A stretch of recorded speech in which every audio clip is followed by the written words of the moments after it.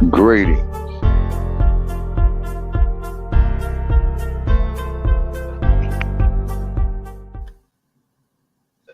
Yes, greetings. Thank y'all. Shabaka is still doing. Good evening. What, still feedback? Yes, I don't know what it is, but good evening. Thank y'all for tuning into another episode of the Front Line Blacc News. This is the first episode of 2023. The last episode we brought in the new year, and now we're in the new year. So I'm your host, Chan Kuma. I don't know if Lady Cherry is going to be joining us or not. She's not feeling too good, so we're going to keep her in our prayers. We are joined with our West Coast correspondent tonight, Shabaka Sankoria, Shabaka's Black Experience Enhanced, which I am the co-executive producer of. And on tonight's episode, Greetings. We will be discussing several things. The first thing is Tangibles 2023. Since it's 2023 now, to Tangibles 2024, which is when the next presidential election is. The next thing is the House Speaker political musical chairs that went on this past week or this current week. Gangsta Boo of 3-6 Mafia dies at age 43.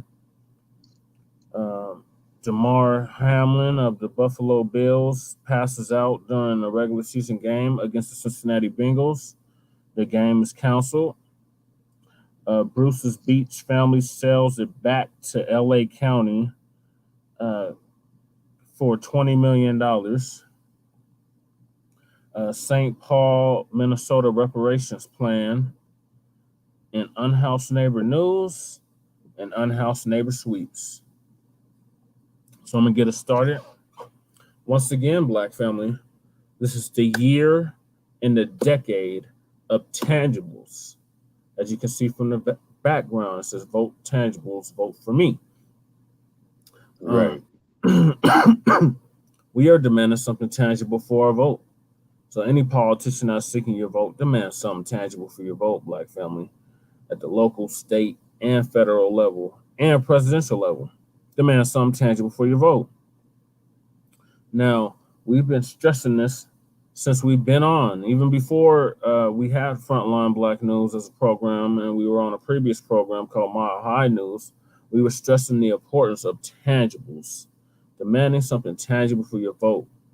So in this new year, we're going to continue to stress the tangibles. Absolutely. This is going to be a marathon, not a sprint.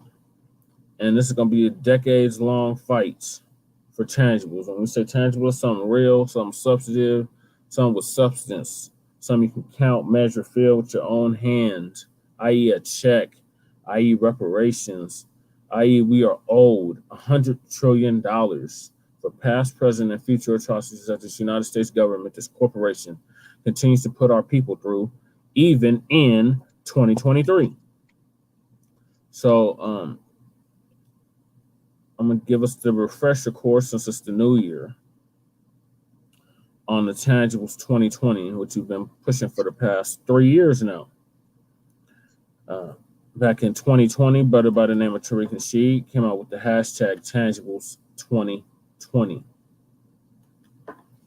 And back then, we were going through the presidential elections, and a lot of y'all, especially you Biden supporters, we're still waiting on y'all to call into Shabaka's Black Experience Enhanced too.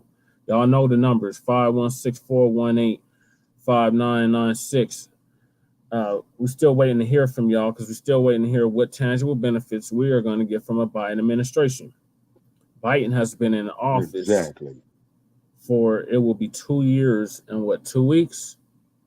And we haven't got on the nothing 21st, tangible. it'll be 2 years. We have not got nothing tangible from Biden. So we're still waiting on you Biden supporters to call in. Y'all know the number.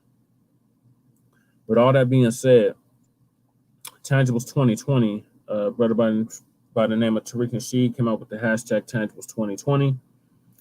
And it was about the 2020 presidential elections.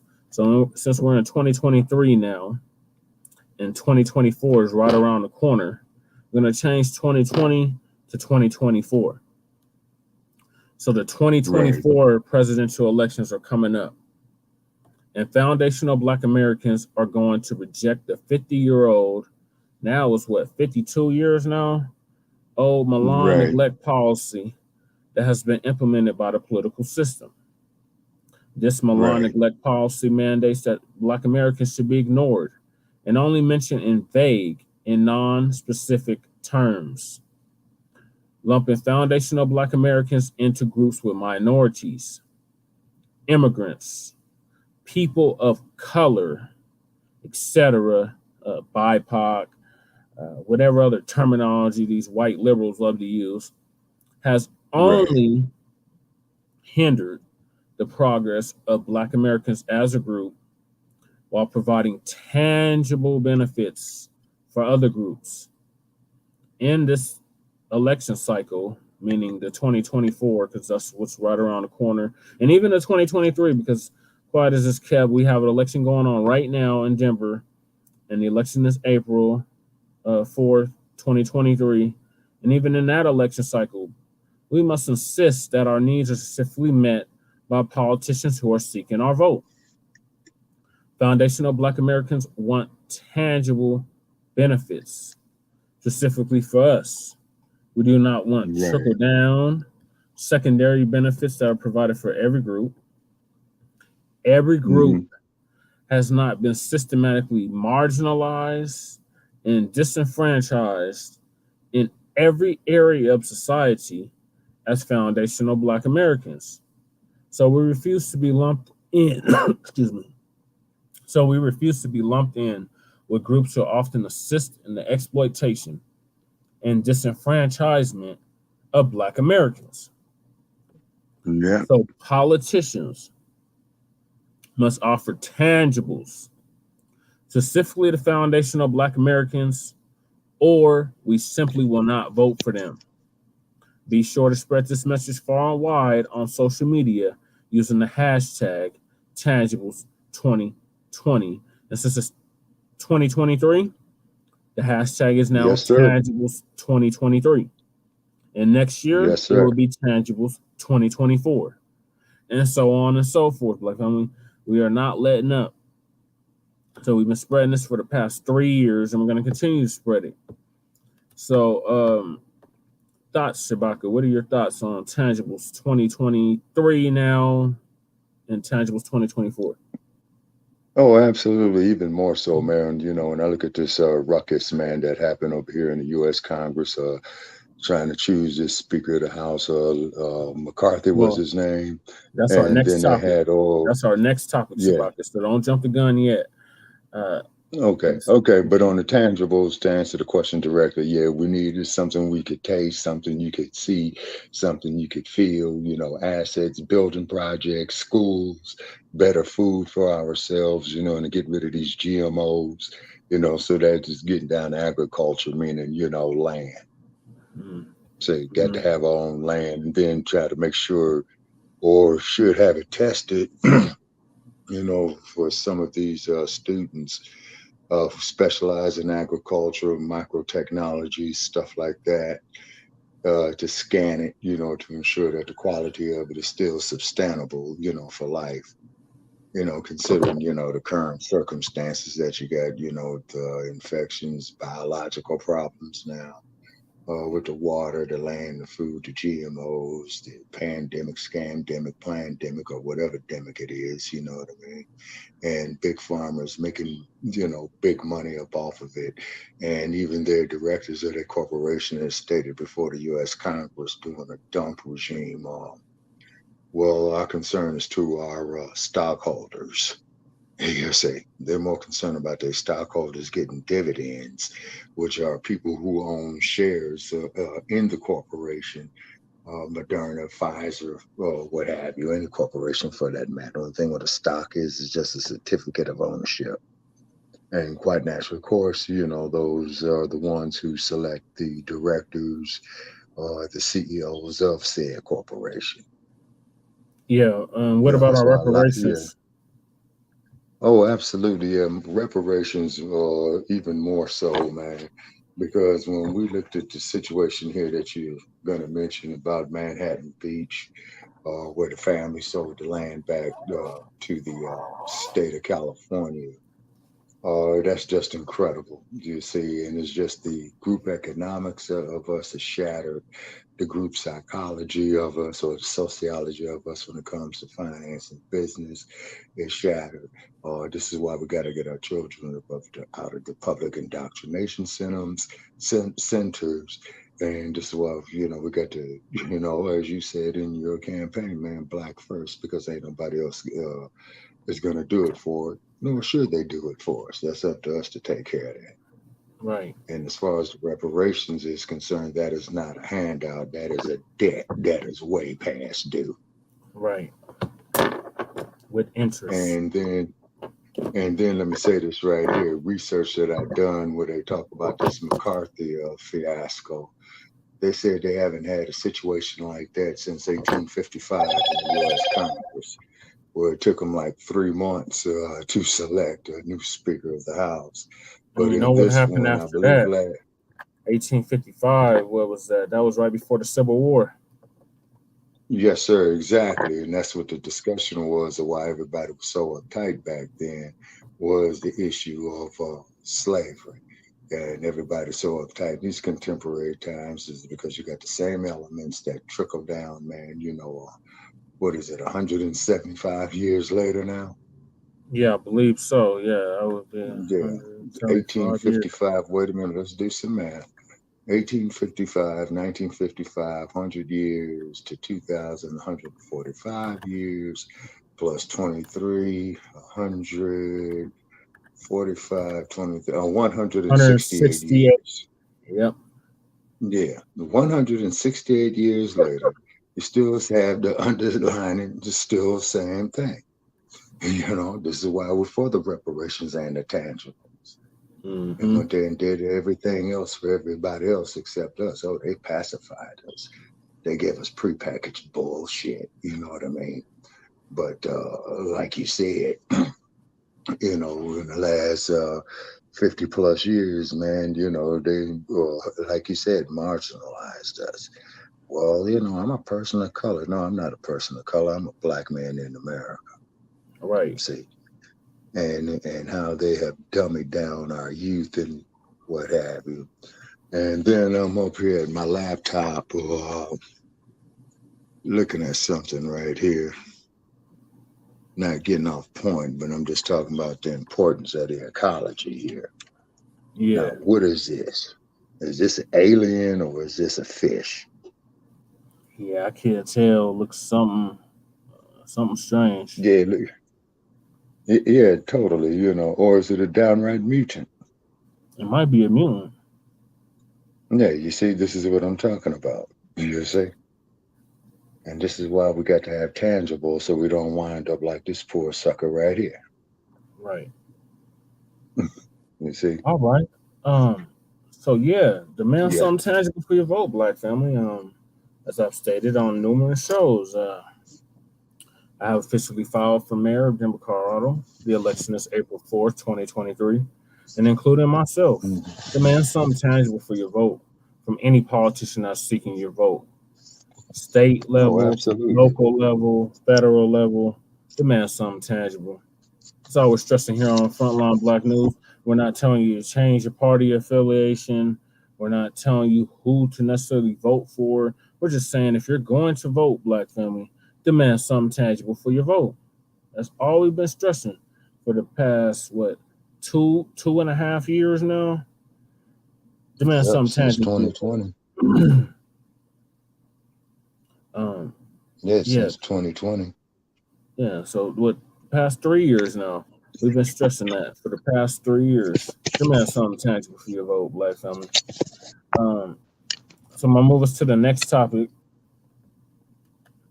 and that is the political musical chairs that's happening in Congress right now in regards to the House Speaker. Uh, our West Coast correspondent Shabaka Sankori just alluded to it, so hey, we're gonna dive right into it. Uh, Long screen.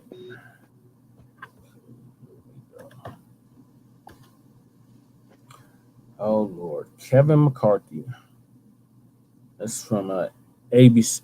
Excuse me, not ABC. NBC News, and it says Kevin McCarthy uh, elected Speaker of the House following chaos on the floor. So it looks like they finally have elected him as Speaker of the House after a whole week of shenanigans. Uh, McCarthy remaining far right opponents voted present early Saturday morning, allowing him to clinch the speakership and put an end to 4 days of deadlock. Let me know if you can hear this video, Shabaka.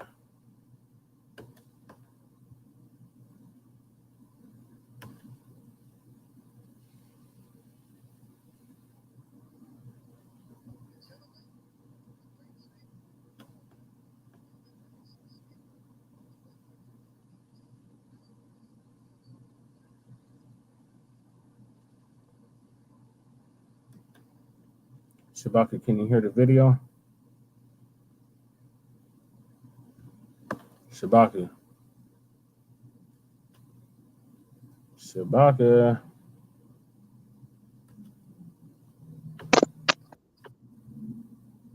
Shabaka, are you still with me?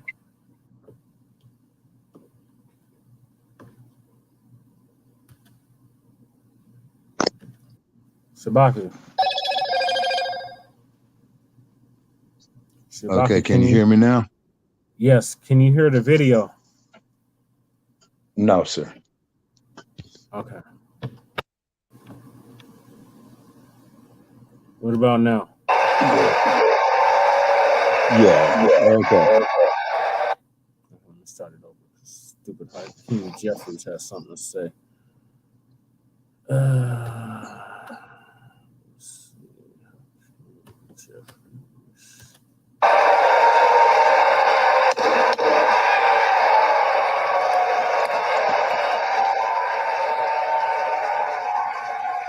Start the stupid video over.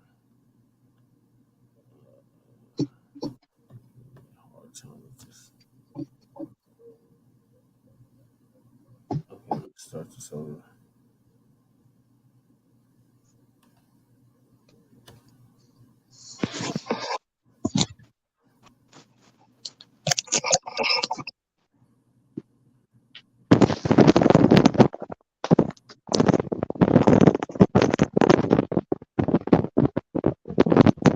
Gentlemen, from the great state of California, and the next Speaker of the 118th Congress, Kevin McCarthy.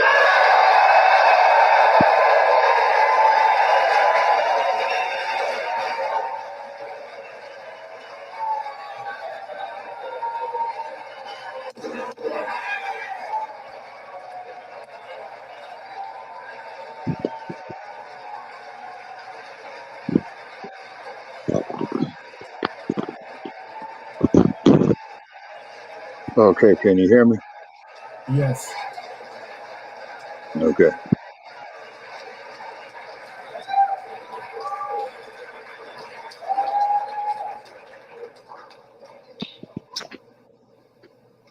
That was easy, huh?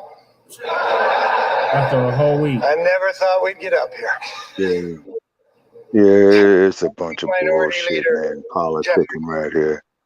And this dude is a 2 Trumpite. years ago, The I got 100% of the vote part of the state of California where it comes from is Kern County, which is around Bakersfield.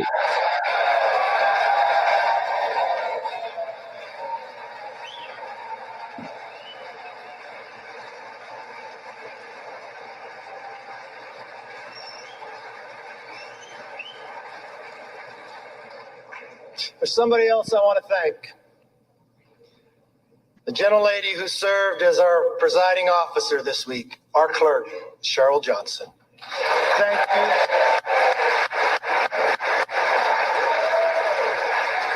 We're seeing black folks participate in this bullshit. It's the biggest circus going on since the minstrel days of Hollywood.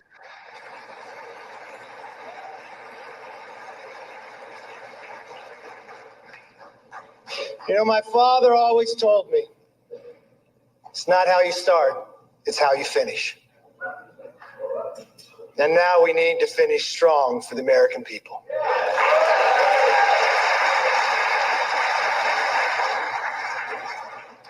You know, if a son of a fireman and a grandchild of immigrants can rise to the highest position in the most important legislative body in our country, and if my colleague, Hakeem Jeffries, with his life story, can rise to lead his party, then opportunity and democracy still thrive in America. That is shit, and that is an insult to my fucking intelligence. That's an insult to my intelligence.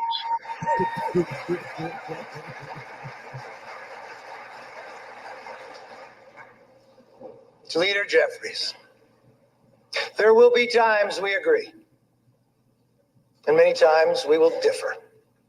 I promise our debates will be passionate, but they will never be personal. That's my commitment to you. Well, see, that's the fucking problem right there. You should make it personal. And now, the hard Every work. black person ought to take reparations very What personal. we do here today, next week, next month, next year, will set the tone for everything that follows. Tonight, I want to talk directly to the American people. As Speaker of the House, my ultimate responsibility is not to my party, my conference, or even our Congress. My responsibility, our responsibility, is to our country.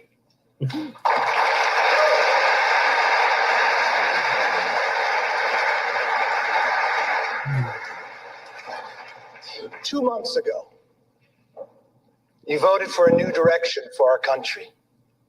You embraced our commitment to America. And now we're going to keep our commitment to you.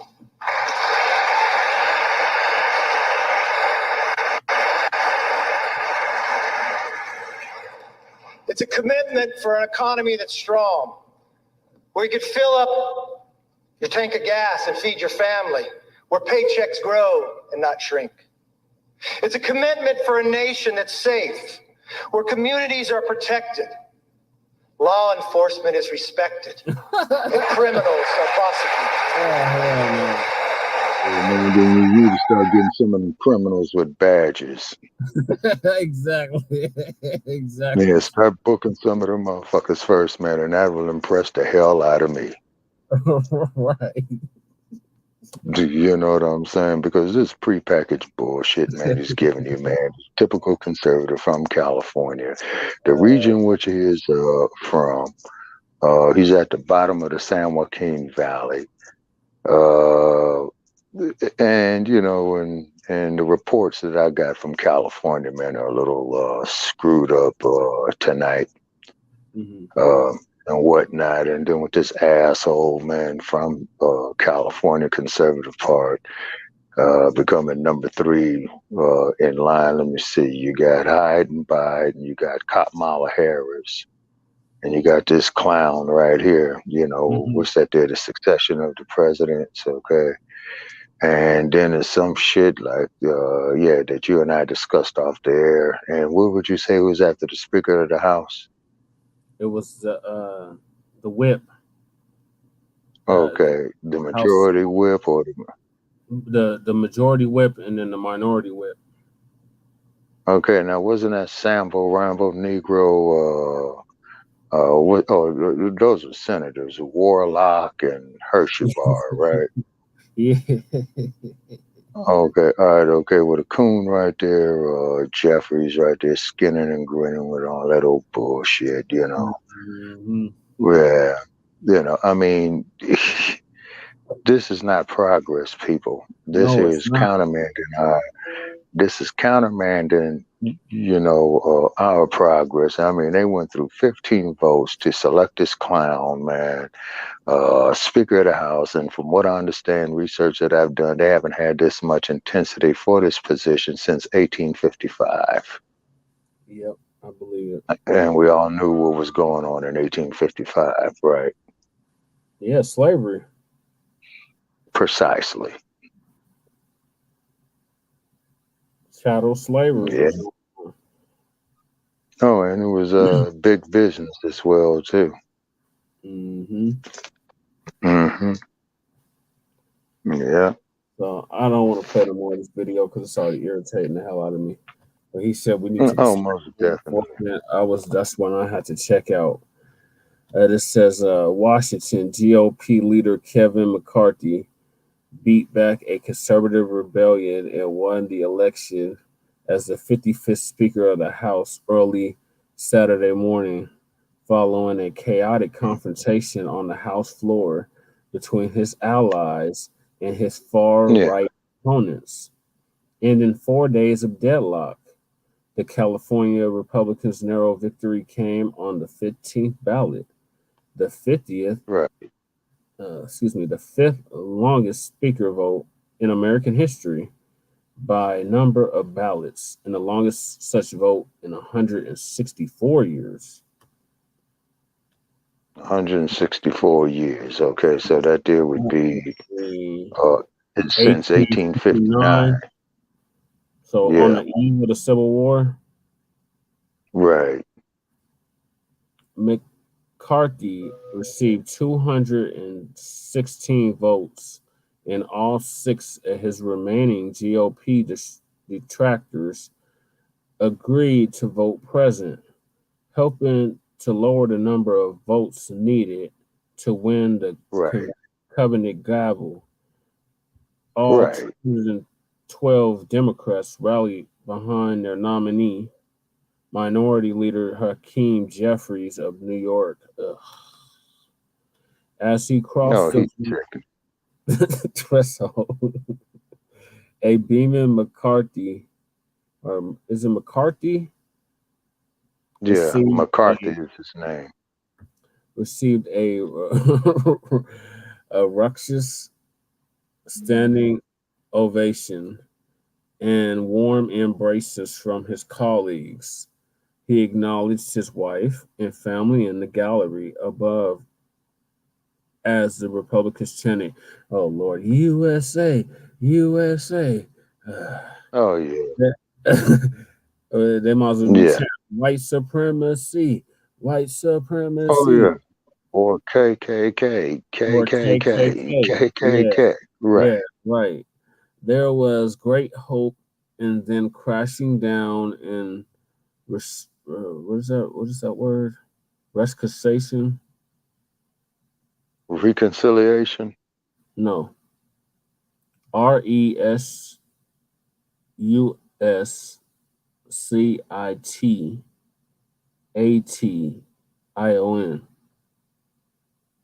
Resuscitation.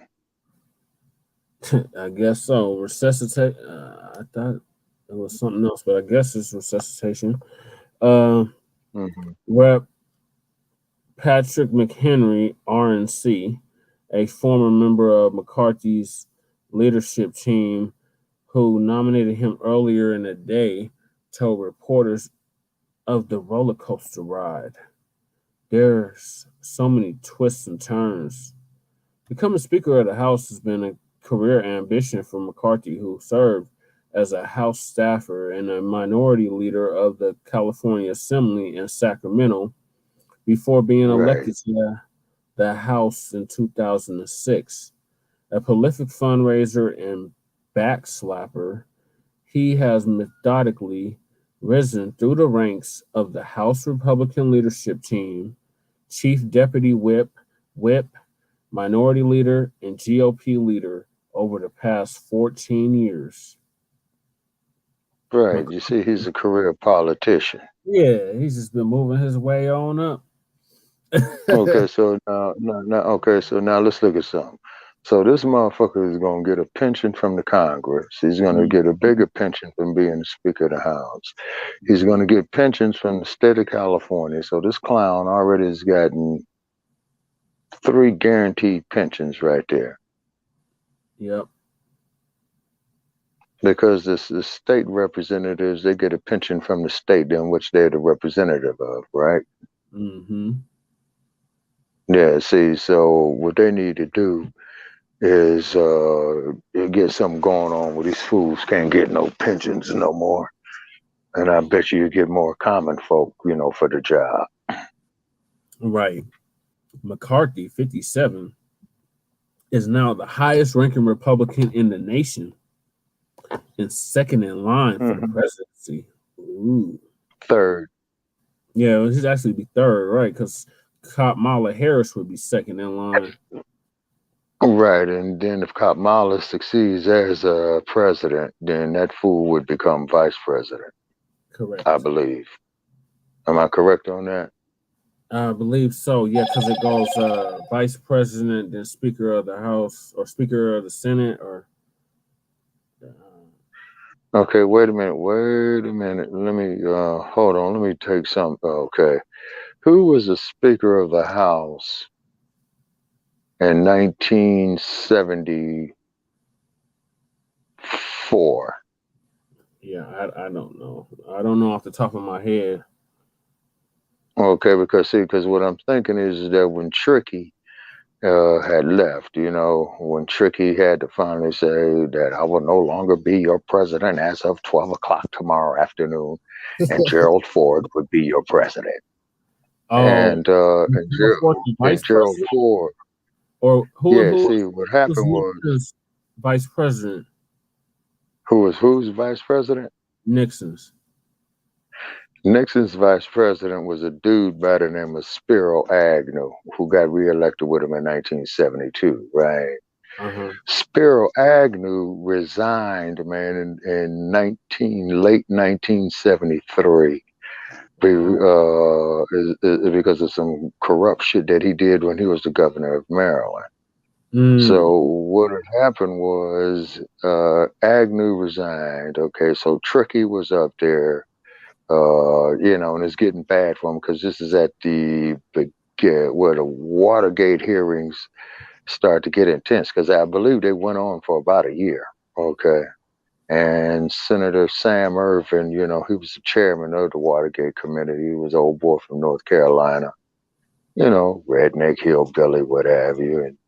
And old Tricky, was talking about that I'm not a crook. I have nothing to do with it. And then in 1973, around April, no, wait a minute. I think it was 74.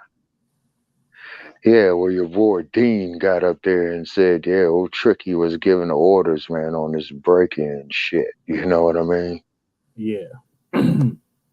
Then there was some shit about the 18-minute gap in the tape that they was trying to get from Nixon, and the judge by the name of Judge John J. Sirica over the Watergate trials. Yeah, he pretty much let the things flow the way it should be, and then Tricky gives his speech. Well, I'm not a crook. Ladies and gentlemen, the American people have a right to know if their president is a crook. I am not a crook. And then Tricky had to say, well, as of 12 o'clock tomorrow afternoon, now this is 1974 now, in August, I will no longer be your president. Gerald Ford will succeed in being president, and he will be the 38th president of the United States, because Kennedy was the 35th president, LBJ was the 30th. Bless you. And thank you. And so Tricky was the 37th president. And then, let's see, Gerald Ford was the 38th, and Jimmy Carter was the 39th, and then that old senile motherfucker who used to be the governor of California became the 40th president. Okay. Now, with this ruckus going here over the Speaker of the House position, now we're trying to figure out, okay, if Kamala becomes president, I think they would have to go through a special selection, is because not unless, of course, if Nelson Rockefeller was the Speaker of the House then, up under Nixon. It's because when Ford became president, then he got Nelson Rockefeller to be the vice president. Mm-hmm. Yeah. So you have to pull that up here because I want to know how they pulled that one off. Yeah, but it says Jeffries, oh God, handed McCarthy a gavel shortly after 1 a.m. Saturday. In his acceptance Right. speech, McCarthy promised that the House would be a check on President Joe Biden and his policies. You know, my father always told me it's not how you start, it's how you finish, said McCarthy, the son of a firefighter. And now we need to finish strong for the American people, in other words, for white people. Right. McCarthy's win came shortly after tempers boiled over and the pandemonium broke out Oh on yeah. the floor. Oh yeah. I saw it. Oh, I saw it, man. You know, one fool was getting ready to put hands on him, man, and some cat Uh, comes up there and grab him. You know. So actually, I thought they were gonna, rumble in the place. yeah, That would have been entertainment. You know. yeah, right. So then, And you could clearly, yeah, and you could clearly see, even with Hakeem Jeffries yeah, and what have you, you can clearly see, man, that these people did not have the general public's best interest at heart. It was all about personal gain, yeah, wheeling in deals. McCarthy up there moving and shaking. Hey, let's make a deal. You vote for me, I'll mm-hmm, do this for you. Quid pro quo. So it's mm-hmm, just supports the narrative that we put. Make sure you get something tangible. So right, what their tangibles was their self interest. Okay, yep, so if their tangibles was their fucking self interest, okay, so why are they upset at us? Wanting right, tangible, then demanded tangibles for all the free labor that we gave them. Not to mention the free labor, but the amount of money that was made off of the labor and the byproducts of said labor. right. That part, See, yeah, see, that's the part they don't want you to understand. See, that's the part they don't want you to deal with. That's the part they don't want you to think about. You see, yeah. But let me that's the finish the part, man. article up because this is a long Yes. article. I don't even know if I'm gonna be able to get through this whole thing. Um, Okay. Let me see. Late on Friday night, when McCarthy and his allies suffered defeat on the 14th Hmm. ballot after miscalculating that they had the vote wrapped up. Mm. Right. When his conservative detractors again denied McCarthy the gavel, Representative Mike Rogers, a Republican out of Alabama, the incoming chairman of the powerful Armed Service Committee, charged that Right. McCarthy foe, uh, Representative Matt Gaetz, Republican of Florida, and began arguing, angrily shouting. Uh, Representative Richard Hudson, Republican of North Carolina, Hmm. had to physically restrain Rogers, pulling back his Right. shoulders, and at one point putting his hands over Rogers' mouth.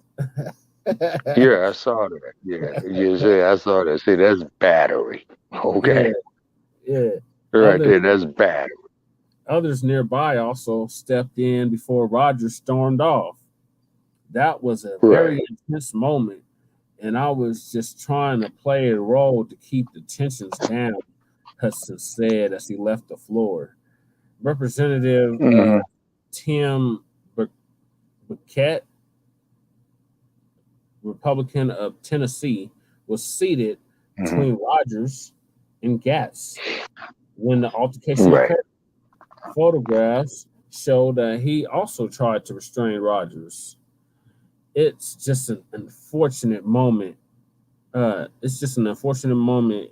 Is all it was. It shouldn't have happened. It shouldn't have had. Doesn't make it. It doesn't make any sense. It shouldn't have happened. Okay, we're joined by somebody. I think it's Lady Che. No? Shabaka dropped off. On is Sorry. tripping. Shout out to No, our I'm viewers. back on. Then we got a gang of comments. What are people saying? I don't know who you are. I can't control what people do. They control their own fate. I got some troll. I don't know who the hell this is. Okay, we'll put the troll up there with what the clown is saying.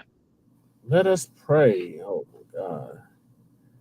Okay, he says three Father, Son, and the Holy Spirit. God bless everyone. I can't control what people do. They control their own fate. I can only show love and deliver the message. We must call for change and repent so we can rejoice in our rebirth. God called on us all. Well, then you should be the first one, or Sid B. Bob, to support the reparations. Right. Let us pray. So he go on and pray for reparations for us. Right. Yeah, the first day, the sixth day, the seventh day, the fifth day, the fourth day, every day.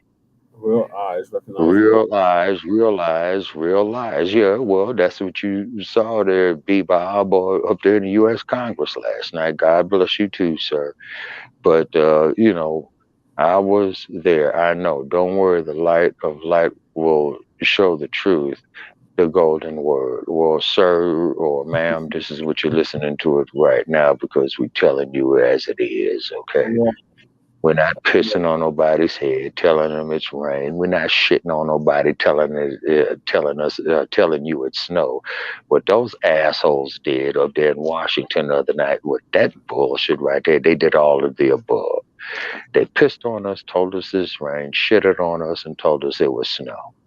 I mean, they should have had that shit sold up, man, within about 3 days at the most.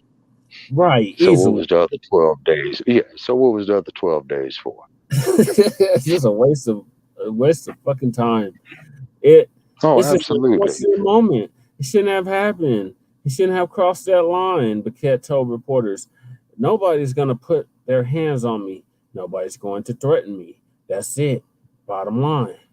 Moments earlier, McCarthy himself had walked from his seat down to the center aisle with Gatz and Representative Lauren Barber. Oh God, Republican of Colorado. She just barely kept her seat. To try to flip their present votes to yes. That would have secured the speaker's gavel for McCarthy. But when he was unsuccessful, it set off Rogers, who has served alongside Gatz for years on the Armed Service Committee. Interesting.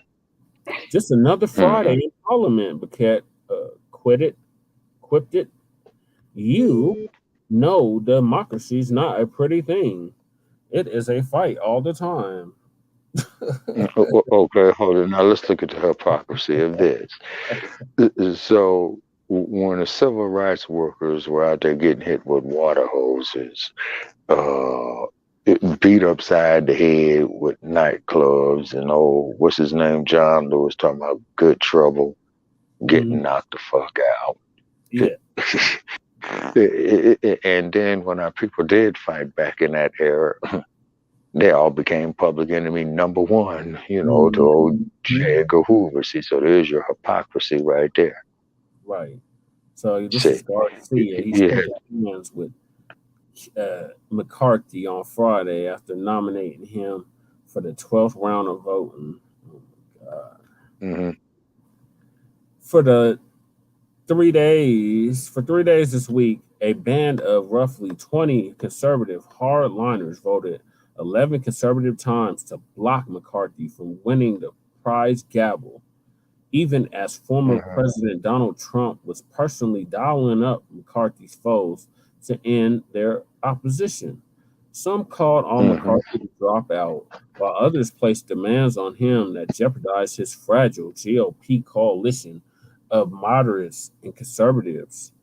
The intra-party standoff paralyzed the House of Representatives, preventing all 435 members from being sworn in, bills from being voted on, and committees from being formed. Some lawmakers lamented they had lost their security clearances and could not receive classified briefings. It marked a rocky start for the new House GOP majority, but a breakthrough came on day 4 of the stalemate.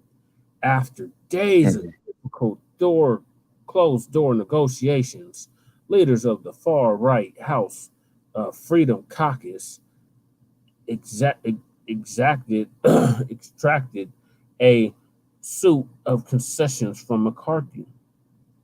They included promised spending cuts, a package of rules changes that empowered members and watered down the speaker's power. The empowered in giving House Freedom Caucus members seats on rules, appropriations, and other powerful committees. Oh Lord, they got the video of this bullshit. How long is this dumb shit? Oh yeah. Fellas, I'm getting married. Get your popcorn ready. It's gonna be just like old times. Only better, right? Better. Oh man, these cooning ass Negroes and all of Is 428, of which the Honorable Kevin McCarthy of the state of California has received 216.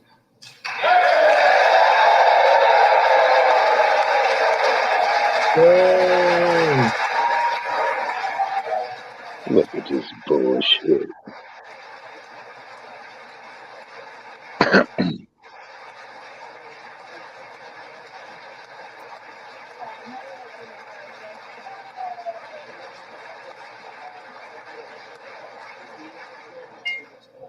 The Honorable Hakeem Jeffries of the state of New York has received 212.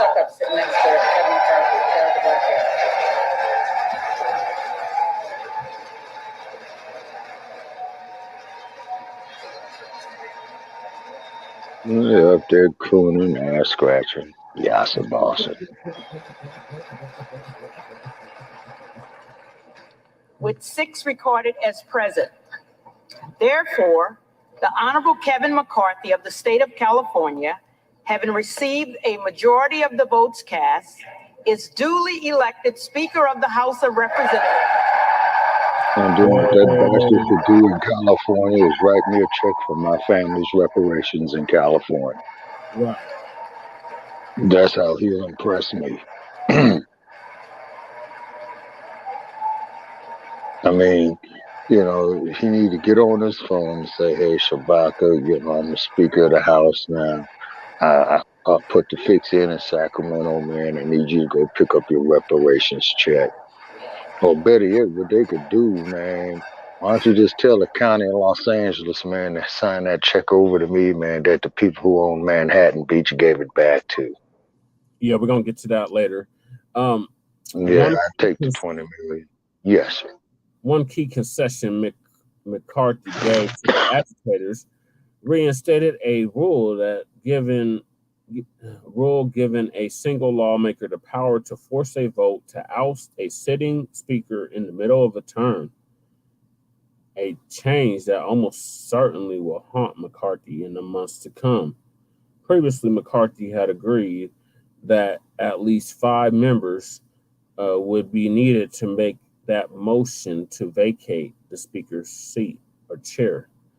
In exchange, when the clerk read the roll call on the 12th ballot Friday, 13 of the 20 conservative rebels switched their votes to McCarthy, handing him a surge of momentum after a grueling week of defeats. On the next ballot, a 14th holdout joined them. In a dramatic scene, Reps. Dan Bishop of South Carolina, John McLean of Oklahoma, Michael Cloud of Texas, Andrew Clyde of Georgia, Byron Donalds of Florida, Paul Gasol of Arizona, Anna Paulina Luna of Florida, Mary Miller of Illinois, Ralph Norman of South Carolina, Andrew Aglees of Tennessee, Scott Perry of Pennsylvania, and Keith Shelf of Texas, and Chip Roy of Texas, stood one by one on the House floor and announced their votes for McCarthy, cheered by their Republican colleagues each time. On the 13th ballot, Representative Andy Hughes, Republican of Maryland, threw his support behind McCarthy as well after repeatedly opposing him. A 15th Republican, Representative Victoria Sparks of Indiana, changed her vote from present back to McCarthy. The fresh support still didn't earn McCarthy the majority of all the House members voting, which he needed to win the Speaker's gavel. But it did hand him a much-needed surge of momentum as members closely watched to see whether his support would fall or rise as the impasse dragged on. By Friday evening, the final handouts, once dubbed the Never Kevins, conceded that McCarthy should be elected Speaker because of the GOP's razor-thin 4-seat majority. He needed every last vote to get him across the finish line. Representative Wesley Hunt flew back to Washington from Texas, where his wife had just prematurely given birth to their baby, and Representative Ken Buck flew back from his home in Colorado, where he had a medical appointment. After the successful vote, an exhausted but exuberant McCarthy walked into Sanctuary Hall, stood before some reporters and television cameras, and made sure he publicly acknowledged Donald Trump. I do want to especially thank President Trump. Oh my God, McCarthy said. I don't think anybody should doubt his influence. He was with me from the beginning. He was all in. He and his entourage then walked into the Speaker's office. Above the doorway was a brand new sign: Speaker of the House, Kevin McCarthy. Oh my God. Sick shit. Yeah, sick shit. You know what I'm saying? Okay, our troll left. Said I'm out. They're out. Have a good night. God bless you all. Okay, who's this here? Have faith and show love. This is okay. Oh, wow. Okay. So we got a troll. Okay. All right. Well, troll, you're welcome to call in Shabaka's Black Experience Enhanced at 516-418-5996 because we're still waiting on you Biden supporters to call in. So once again, the number is 516-418-5996. And you can call in on the next episode of Shabaka's Black Experience Enhanced. Okay, and there's the number there. And follow us at Twitter at ShabakaEXP. Definitely follow Jesse Paris for mayor of Denver. Definitely check out Front Line Blacc News. Okay, and give us a call on Tuesday night or the next time that we're on. We only heard from one Biden supporter, who was man enough to get up there and said he made a mistake.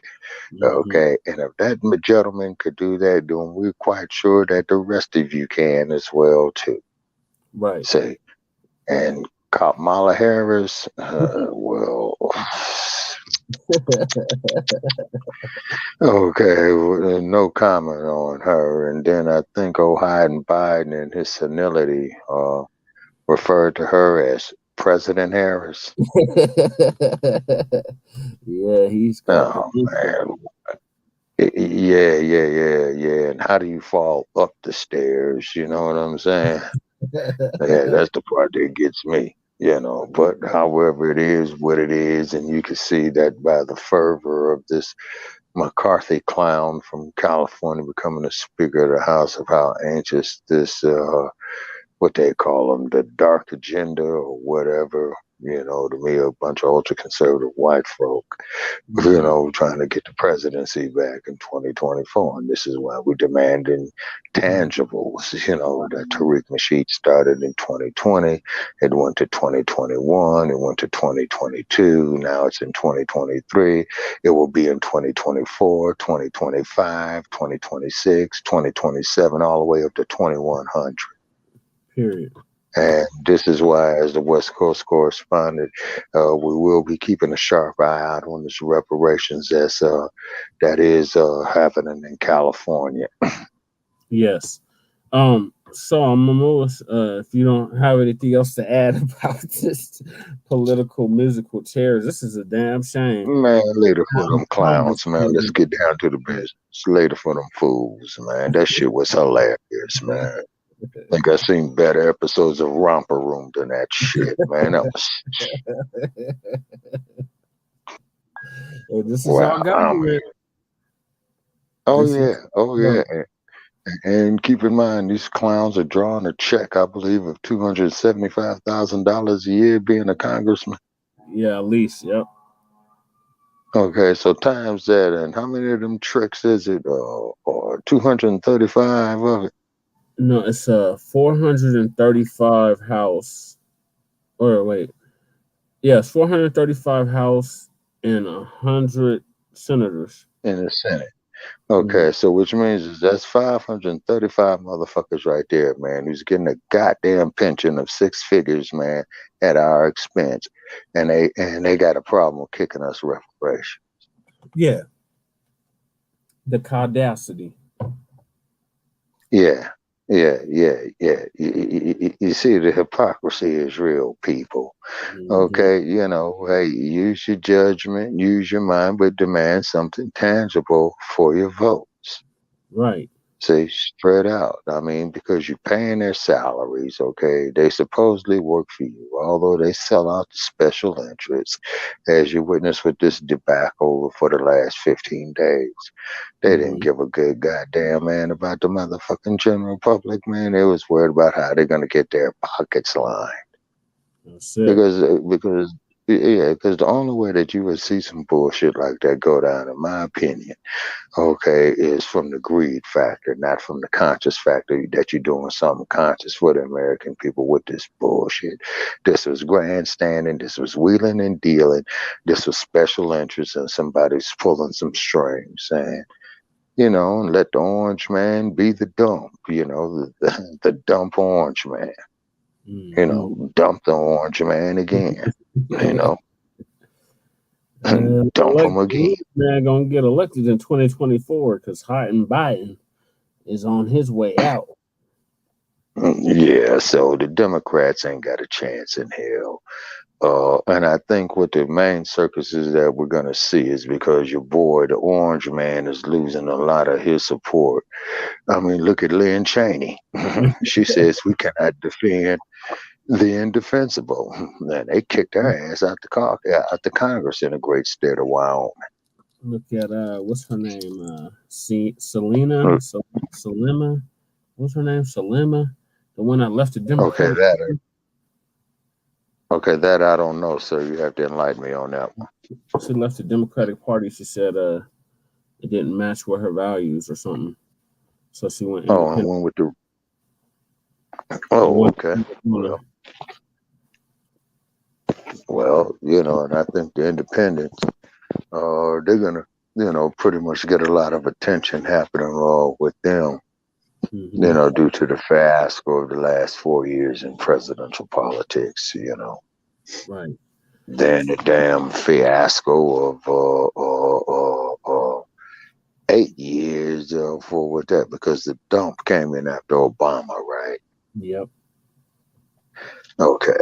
So change that we could believe in, that there was a bunch of bullshit, okay? Because I was in Denver when he accepted the nomination at Mile High Stadium. Okay, or is that It's a Invesco Pepsi Hill, Center. That's the Invesco Pepsi Center. Field at Mile High? It's Empowerment Field now, but he was at the Pepsi Center when he accepted the Okay, nomination. okay, because I remember I got into Denver that day, man, and the traffic was all real thick. You know what I'm saying? Because I think The whole Denver, city was on lockdown. yeah, okay, because didn't Denver host the Democratic National Convention there? Yes, in 2008. Yeah. Oh, we lost you, Shabaka. Can't hear you. Shabaka, can't hear you.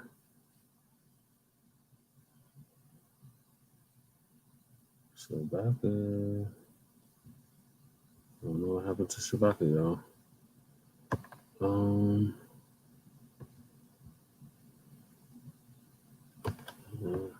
don't know what happened to Shabaka. Okay. So move to our next topic, and that is rapper Gangsta Boo of 3-6 Mafia dies at 43.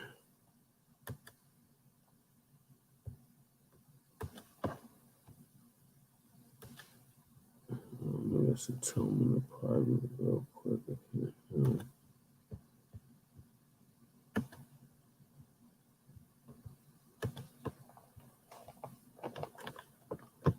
There's sound out.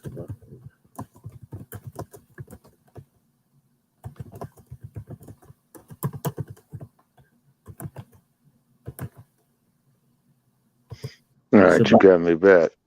Yeah. So I'm gonna move us to our next topic, and that is Gangsta Boo. Yes. She dies at 43.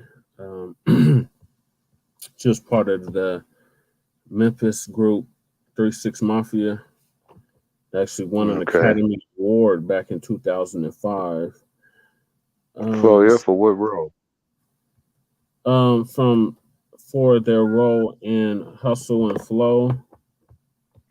They were responsible for the soundtrack. Oh, okay. Then that gives her more credential. Yeah, they won. If she picked up an Academy Award, so then that made her career more solid.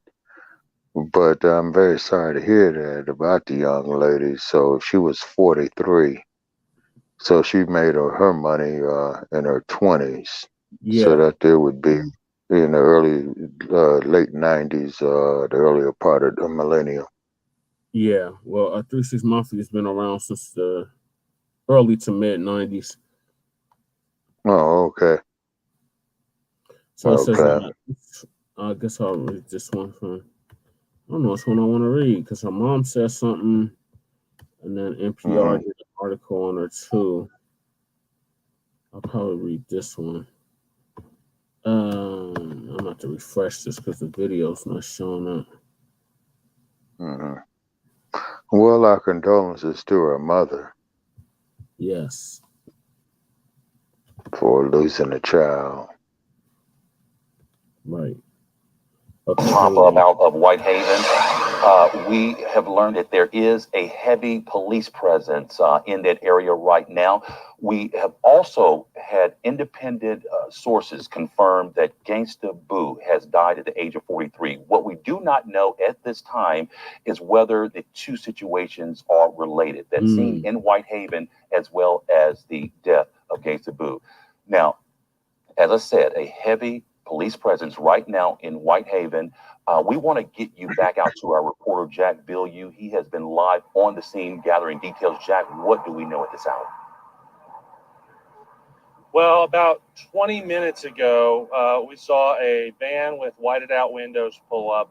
They loaded a body into the back and it took off. In fact, if I step out of the way, you can actually still see right in the front of that police car. They've taken down the tape there in front of the driveway. That porch up that driveway is where they removed that body from. And we spoke to some people who said they were families of the victims. They said they didn't want to discuss the case at this time, but shortly after that body was removed, they invited about half a dozen of those folks inside the house, and they are still in there at the moment. As you can see, still police cars lining the street in front of the house going both directions. This is on Rains, right between Grace Methodist Church and the Whitehaven Public Library. We've been out here since just before 5 o'clock, and the scene has stayed equally busy. One thing that we have seen change, there was a crime scene van here earlier that's since pulled away. Same with the forensics truck. Scene still very active, still plenty of police officers out there, and still a crowd of people gathered to my left watching this whole investigation unfold. Daniel? I know you mentioned that you spoke with some people who say that they are family. Tell me this, how many people are you seeing out there? Is it, you said that there was a group of people. Are a lot of people out there? What are you seeing? As of a few minutes ago, there was a group of about, I would say 30 people standing on the driveway watching. Since the family was invited inside, that group has kind of cleared out. People have moved back to the church parking lot next to the scene. Some people are standing next to their cars. I would say there's still about half a dozen people standing on the neighboring property. And then even here on the other side of the street where we are, there are some people parking, standing outside their car and just kind of watching this situation. We've seen a lot of people doing Facebook Lives out here today, that kind of thing. You know, and when they removed the body, those family members did request that people turn their phones off. Jack Bilyeu, of course, on the scene there in Whitehaven. Wow. So this happened the same day that she died. Well, from what the dude was saying is that they said that they picked up a body, so she was outside or whatever and just dropped dead. Yeah, this is really weird. And then from what I've seen, they don't even know what her cause of death was. Lady Che is joining us. Greetings, Lady Che. What's up? We're talking about Gangsta Boo dying. Yeah. Tragedy. Very tragic. Yeah, so Memphis, Tennessee rapper and former 3-6 Mafia member Gangsta Boo died on New Year's Day. Gangsta Boo, whose real name is Lola Chantrell Mitchell, was found dead Sunday afternoon at a home, according to Memphis Police Department. She was 43. The cause of her death is unknown, but according to the Memphis Police Department, there were no signs of foul play. Officers responded just before 2:20 p.m. Sunday to a person down call to a home on Ramses Road in the Whitehaven neighborhood and found that Mitchell had died, police said. Police said Monday afternoon that the death investigation is ongoing.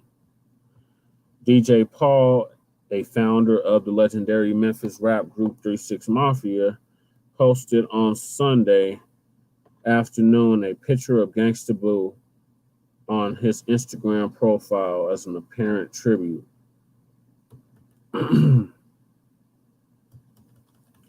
Those close to Gangsta Boo called her the Queen of Memphis after a music career that spanned over 20 years. In a statement, Gangsta Boo's mother, Victoria Mitchell, called her daughter's death untimely and requested privacy for her and her family. The mother's full statement. I'm quite sure.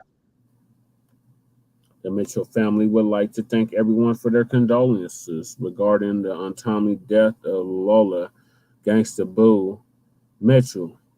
The family is asking for your continued prayers and privacy as we process the loss of our loved one. Oh, absolutely. Let's watch the video. Rapper Gangsta Boo has died. Fox 13 broke that news yesterday of her death. Of course, she's a 3-6 Mafia member whose real name was Lola Mitchell. Fox 13's Dominique Dillon is live from the Rail Garden in Midtown Memphis. Dominique, that's one of the last places that she performed. Yes, we're told she performed here New Year's Eve, just hours before her death. And in recent years, she's also performed with 3-6 Mafia during halftime shows for the Memphis Grizzlies. But Memphis police tell us yesterday She was found dead around 4 in the afternoon. We're told she was found dead on East Range Road.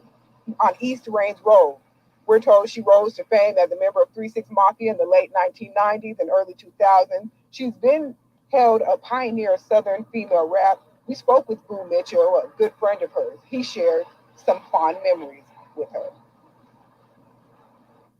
Spending time with her as an artist in that way and being part of her performance, it just made me really appreciate the talent that she is. 5:30, we'll share more about Gangsta Boo's life and legacy. Back to you. That's Fox 13's Dominique Dillon live in Memphis. Dominique, thank you. Gangsta Boo's publicist Echo Hackett of Echoing Sounds called the Memphis-born artist a pioneer of female rap. Gangsta Boo rose to fame as the second female rapper of 3-6 Mafia, which featured her on their song Tear the Club Up, 97. She reportedly left the group in the early 2000s. In 1998, she released her debut album, Inquiring Minds, which reached number 15 on the Billboard Top R&B and Hip Hop Albums chart and featured the hit Where Them Dollars At. In her career, Gangsta Boo worked with several popular artists, including Eminem, Outkast, Gucci Mane, Run the Jewels, and fellow Memphis rapper Glorilla. Her publicist also said in a statement that the rapper filmed an unreleased video, I'm a Mac, as part of Memphis producer Drummer Boy's album, Welcome to My City, Volume 4. In a statement, Drummer Boy referred to Gangsta Boo as a sister. We both are Leos and share the same energy toward unity and seeing people happy. Drummer Boy said, This is just such a devastating loss because she always wanted to see others win. R.I.P. to the Queen of Memphis. And there's another video. Damn. Fans and friends and fellow artists are mourning the loss of Gangsta Boo, the rapper. Her real name is Lola Mitchell.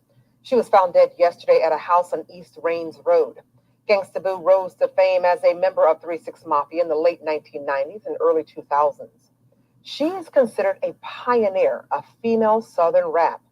Grammy Award-winning producer Boo Mitchell says that he remembers first seeing Gangsta Boo perform with 3-6 Mafia back in 1994 like it was yesterday.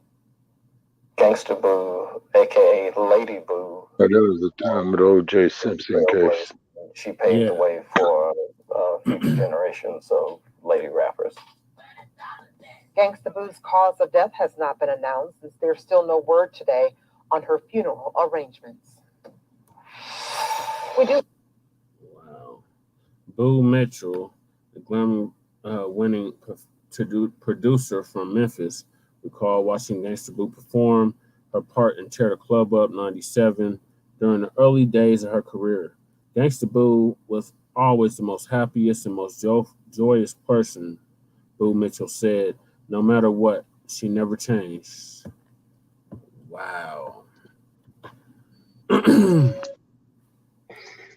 Well, I'm sorry to hear about the young lady passing away. Yeah, this is very untimely. Yeah, I was 20 years old when she was born. Mm-hmm. Damn.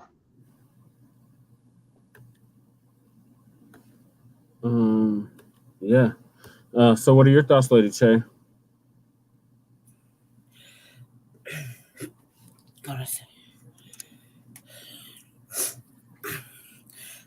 Seduction dog over here, from the RVA, trying to pull it together. Very sick, extremely sick. Yeah, what do I think? I be asking myself this question all the time. Where them dollars at? Regularly, like almost on a daily. Of course, it's sad. I mean, like, sorry, that's my generation. Of course, it's sad. You know what I mean? Sorry, but I can't barely breathe. Of course, it's sad. Why, you know, how can anybody not feel upset about what happened?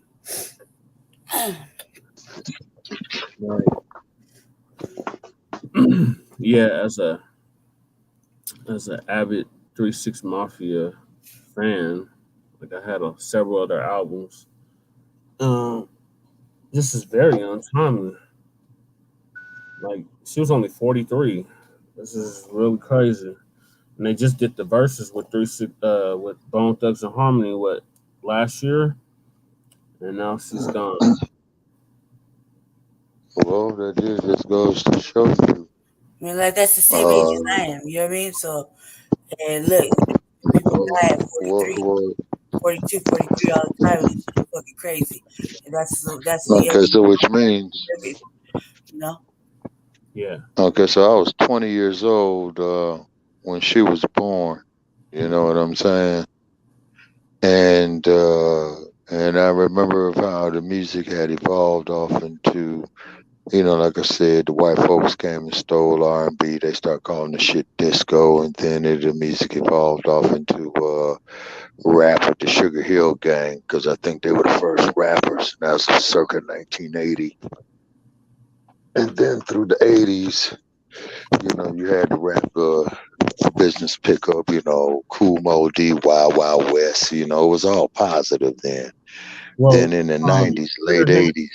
Sugar Hill Gang was the first commercialized rap group, but there were several rap groups around during that time, and then you had the Last Poets too. You had Gil Scott. Oh yeah, now. You had yeah, now.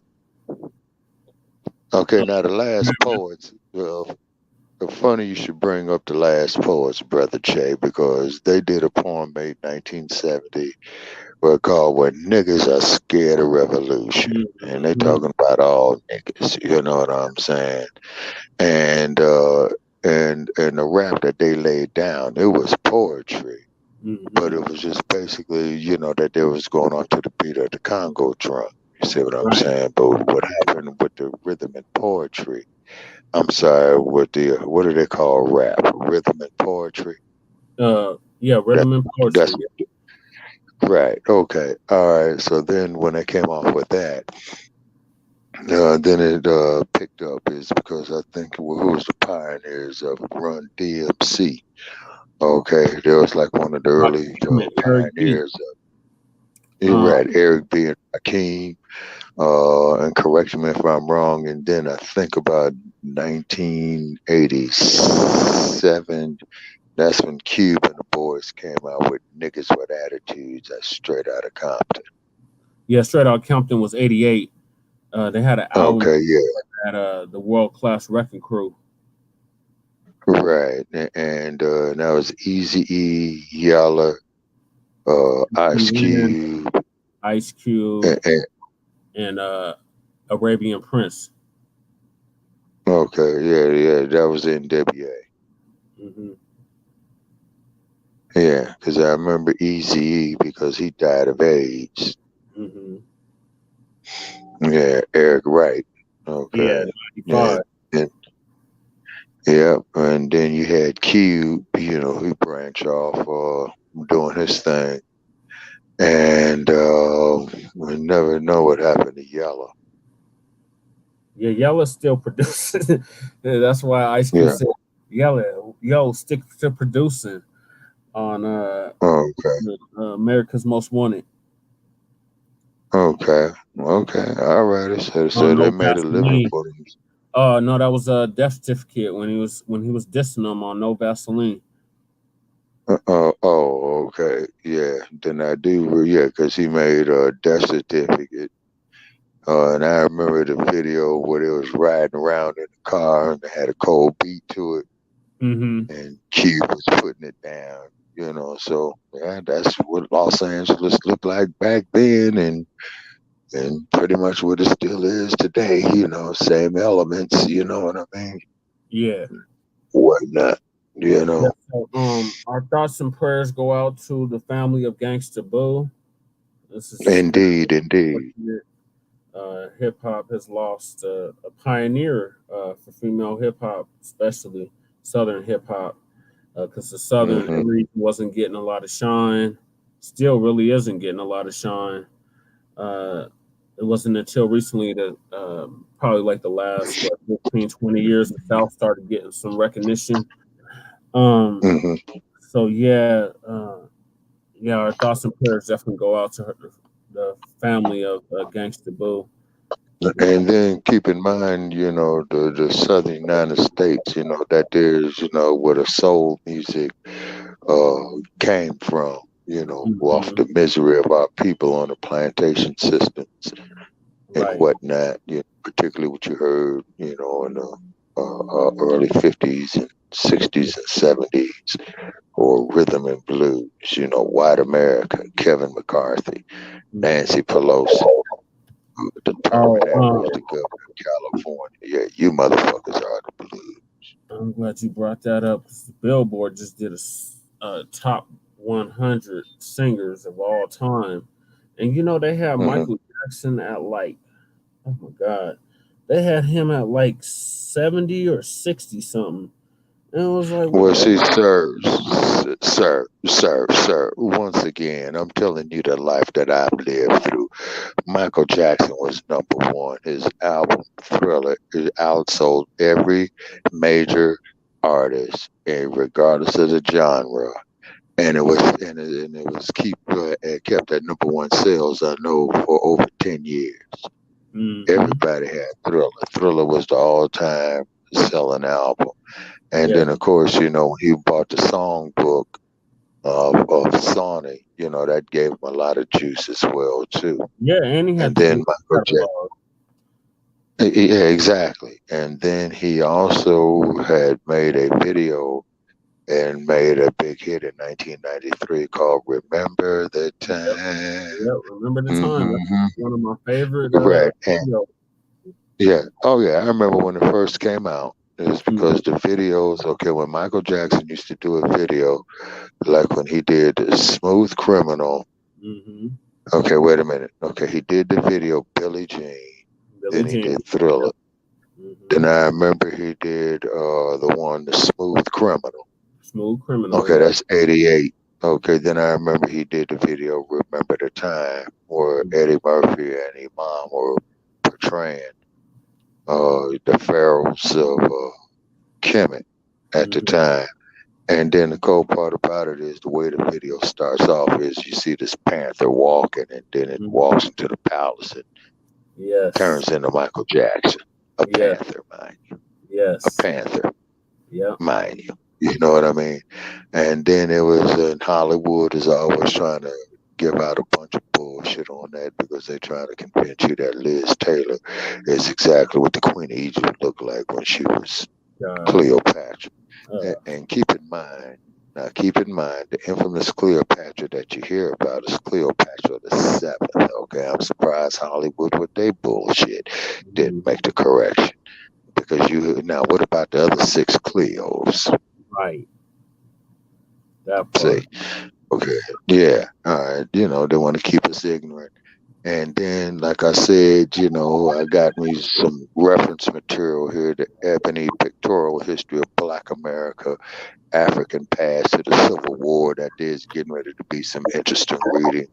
Elders, if you're out there, I'm reading your bullshit. Okay, and already I read like 3 paragraphs that made me want to puke anyway. So, Elder, yeah, call in Shabaka's Black Experience Enhanced. The number is 516-418-5996, and I'm hereby declaring you as one of the biggest miseducated ass scratching Uncle Toms going. Right. And I would love to have you on the show, Dr. Elders. And you got a doctor of jurisprudence. You were a member of the California Bar Association. You did have some bullshit show where you played the judge. But one thing, though, Elders, you're from Southwest Los Angeles. You're not from South Central. You grew up in the Crenshaw district, man. That's way west of South Central. Trick. Mm-hmm. So get your facts together. But you're full of shit. And the garbage that I'm reading in this book, oh man, it makes you want to vomit. you know, makes you want to vomit. We got to move us to our next topic. And yeah, now let me say this here about Elder, then moving on, with the reparations issue on that there, Brother Check, is that he's for the descendants of the white slave traders to get reparations and not the descendants of slaves. They already got reparations. They got reparations. Yeah. Oh, yeah. Lord. Oh, yeah. Oh, yeah. But this clown was saying that they should have got some more. Oh, God. Yeah, it's that sickening. So I have to stomach it, or I have to go through. And also, too, Brother Cherry, you doing something on homeless tonight on our unhoused neighbors? Yes. Okay, because I got a couple of stories here from the West Coast I want to read. I got the documentation in front of me. Okay. Well, we'll get to that later. Right now, yes. The next topic, and that is Damar. Is it Damar or Damon? Damar. D-A-M-R. Oh yeah, Damar Hamlin. Oh yeah. Research has it is that he's very fortunate. Number one, they did have a tube in him, where he couldn't talk verbally, but he improved. He came back quite well in a short amount of time, and so I'm gonna say that is due to the conditioning of his sport and of what he does for a living. Okay, but why did this man cardiac arrest? Being young twice. He and had being cardiac built. arrest twice. They said he died twice. Yeah, they had to put the defibrillator on it. Yeah. Yeah. So and we of course we wish him, Damar the best, and of course our hearts go out to his family. But when he's up and around, I would just like to ask the good brother, if he cardiac arrest twice, okay, what did he see? Did he cross the barrier? Did he see the ancestors? Yeah. That's a good question. Should I can answer that right now? I can answer that right now. I've crossed over like 7 times, so I can answer that right now. The answer is no. Complete darkness. Complete darkness. No light, just darkness. No light, just darkness. Well, especially when you go into a coma, you hear everything though. I've been in a coma 3 times, so you hear everything. You feel everything. You're just confused because you can't stop anything. So you'll feel people touching you. If your eyes are open, you might even see it. But if your eyes are closed, you're definitely gonna hear it and feel them touching you. You'll hear people. You'll hear. Normally, if you're like beloved, like I heard people praying, singing, having private conversations with me. And some of their coma, I had like people singing, like some of the sisters sing and lay hands, pray over me, and it would create like a different type of dreamery imagery as it's going through. As I'm hearing it, my brain is processing it like a dream. You know what I mean? But I'm feeling it. I'm like somewhere else. I had officially crossed over. I think it was twice, 2 times. I came right back. And, it was just complete darkness. You almost don't remember really seeing anything. But right before you go, like sometimes like almost a week or so before you either go into a coma or before you actually stop breathing, you might feel or see, or like me, I've had it happen a couple times where I feel like I'm hallucinating, but I might see my cousin Gina come and get me. They're like, "Come on, let's go. Come on, cuz, let's go. Let's go, cuz." I'll keep hearing it, or I'll when my cousin died, when my cousin officially died, I was like away. She was at her apartment. I had left that day, and I was in my motel room across She was in Marbella and I was over there at Leedsdale. You know what I mean? And I was getting ready. I'd been calling her because, normally she call you, hit me up for money or something. It's a long story. I'd been calling her trying to get her to come to work with me. And she didn't answer the phone. But when she died, like when her spirit left, I felt like my cousin always kissed me real hard. She like real little tiny petite thing. And she would like kiss me real hard on my face, like right here, like real hard, like mwah, like that, like almost like a painful thing. Like she just pressed her whole face into my face. And I felt it, like I felt the pressure and like a little breeze blow through my motel room. Like I felt the pressure on my face, little breeze, bam. And I knew, but I had already had this feeling. I was just kind of keeping it to myself, you know what I mean? Because I'm like a psychic, intuitive, you know what I mean? So I knew it was gonna happen. I just, when it happened, you know what I mean? When my grandpa left and his spirit left, I felt it. Like, so you might feel it, but when I was going, I seen her. She came like a week before. You know what I mean? I seen her twice. When I went into a coma, I was already getting into transition. It's like right before you're supposed to go, you know what I mean?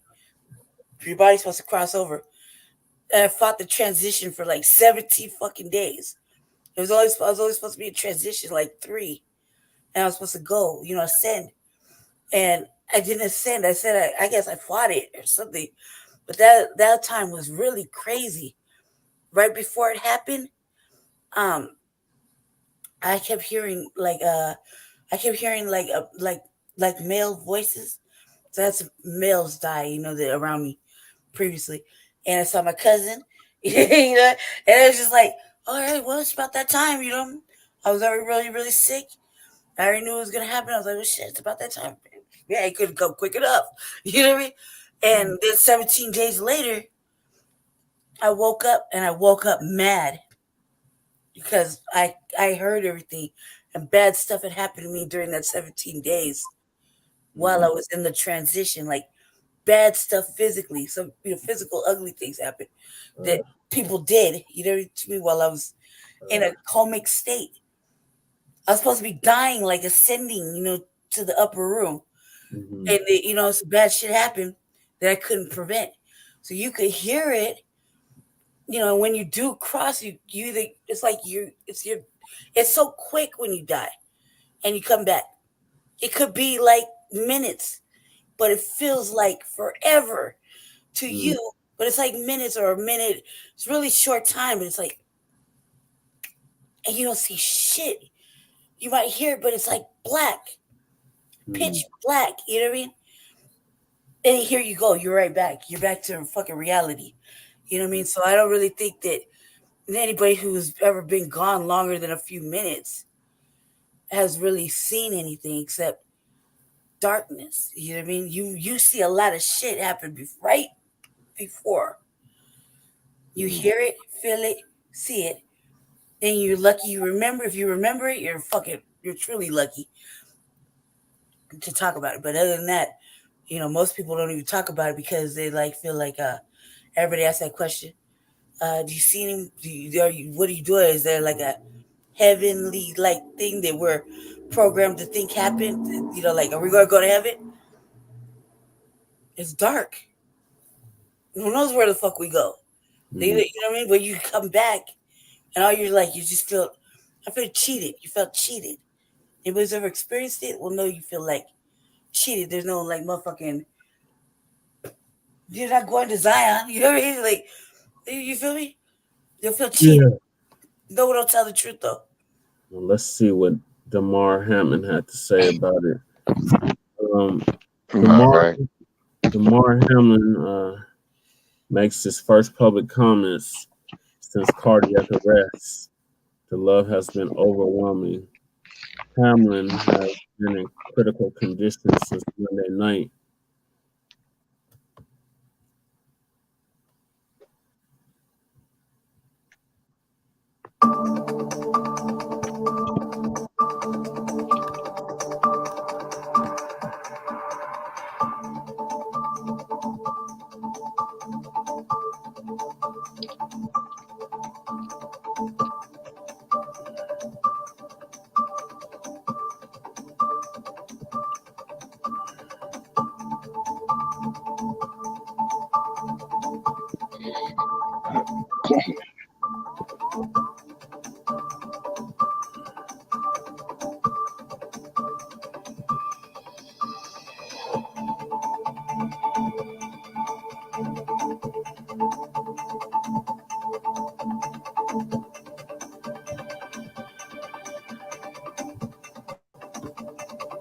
Oh God, why they throw Aaron Rodgers in this? I don't care about Aaron Rodgers. The hell? That's that bullshit. You damn about no damn Aaron Rodgers. The hell with him. They're supposed to be Well, talking let about. alone some. Oh God. So in his first public comments since going into cardiac arrest on Monday Night Football, Damar Hamlin said the love he has received has been overwhelming. When you put real love out into the world, it comes back to you 3 times as much, the Buffalo Bills safety said in an Instagram post Saturday. The love has been overwhelming, but I'm thankful for every single person that prayed for me and reached out. We brung the world back together behind this. If you know me, you know this only gonna make me stronger on a long road. Keep praying for me.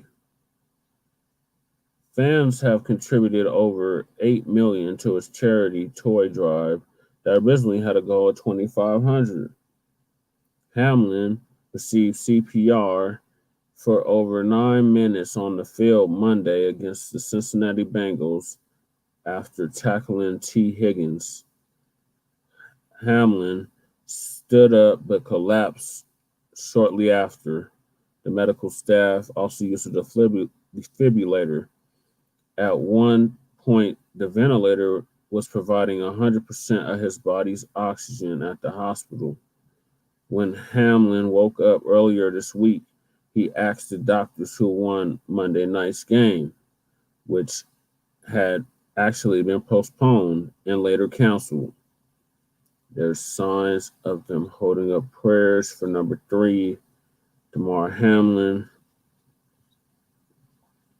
The Bills posted an update on Hamlin's condition Sunday afternoon, saying Hamlin remains in critical condition while continuing to breathe on his own.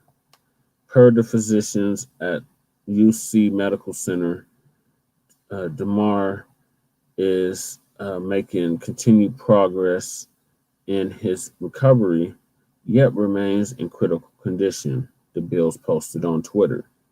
He continues to breathe on his own, and his neurological function is excellent. The report follows Thursday's update saying doctors have seen a remarkable improvement in Hamlin. Hamlin spoke with his Bills teammates Friday morning after having his breathing tube removed overnight. Love you, boys, Hamlin told his teammates. And that's him right there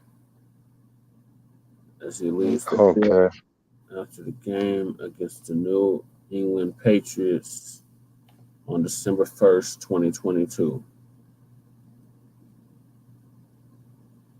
And then TMZ, TMZ had to do something on this.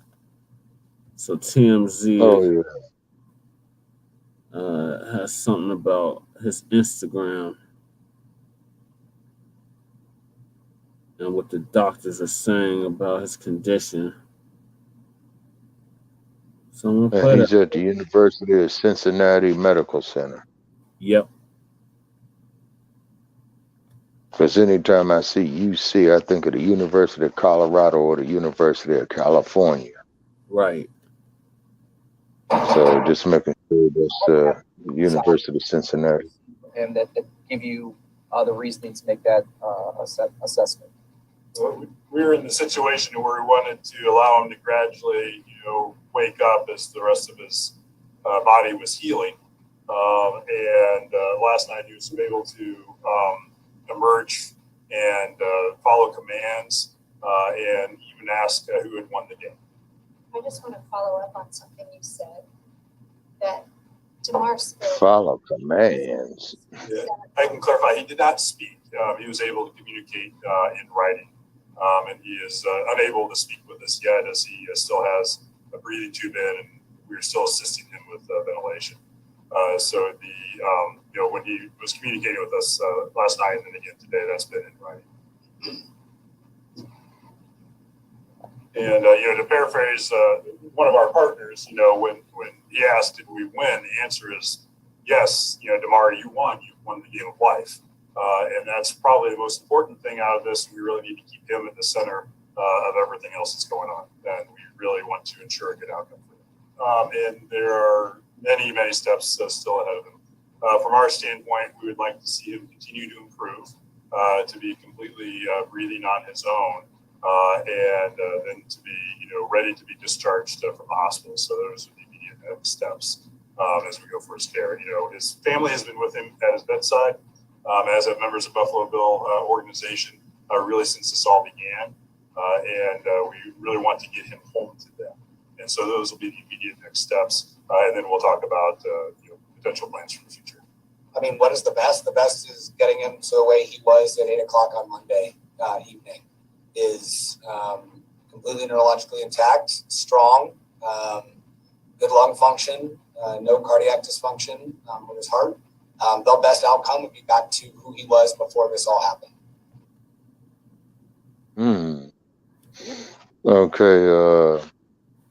And as you know, Brother Che, when this went down, I was on Too Raw for TV. Yeah. And with the Palmetto Star, and they had the doctor who we're going to try to get here with Front Line Blacc News and Shabaka's Black Experience Enhanced, who's got a lot of knowledge. Yes, sir, Dr. Christina Parks that we're trying to get. And, and have her said some enlightenment on this is because she's made some very, very knowledgeable statements about this vaccine and this stuff. And from what I understand is that about 80% of the NFL players had 95% of them. Okay, yeah. And also too, as I stated up on my wall in the last couple of days at Facebook, Shabaka Sankori, and I believe I stated it on Twitter too, and if I didn't, I will, is that all the black players in the National Football League need to take the playoff season off. Don't suit up, flex our economical muscle for tangibles. Yes. Now, you niggas been up there in them castles and playing that ball, making that big money and all that. And then, what are you doing for the community? And as we stated before, and I've been arguing with people over Facebook, I don't know, we can't do that. And I'm of the opinion, if every black player in the NFL, particularly in light of the situation, what happened with Mr. Hamlin, take the fucking day off, hey, and we want our tangibles, period. We ain't playing no more ball until you kick out reparations in all these goddamn states for the sweat or blood of our ancestors that built this damn country. Right. And you want to know something? And if they were to do that, look at all the lawsuits that would happen with them NFL franchises on that advertisement space. That's your economical power right there, black man and woman, right there. Right. Shout out to Girls Tonight. He agrees with you, Lady Che. Said he died too. There is nothing but you can hear. I had to rewire my entire brain. I woke up by the sounds of birds out my window. Interesting. She's not lying. She's speaking the truth. I woke up, I thought I was in a German porno. I really did. I thought I was in a German porno, and all my shit got stolen. I was in a nursing home. So I gone for 17 motherfucking days, and they robbed my shit. They violated me, robbed my shit, and I was still in the same room with a racist, okay?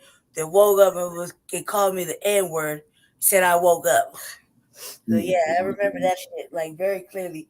I thought they were selling me for... I'm almost positive, like, I mean, they violated me in there. So I'm almost positive there was, it's going to sound stupid.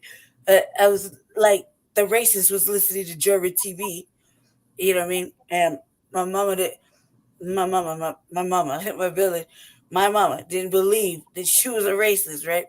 So when my mama would leave, the lady was watching German TV, right? Elder. She was watching German TV and all this bad shit was happening to me, right? Mm-hmm. Literally happening to me.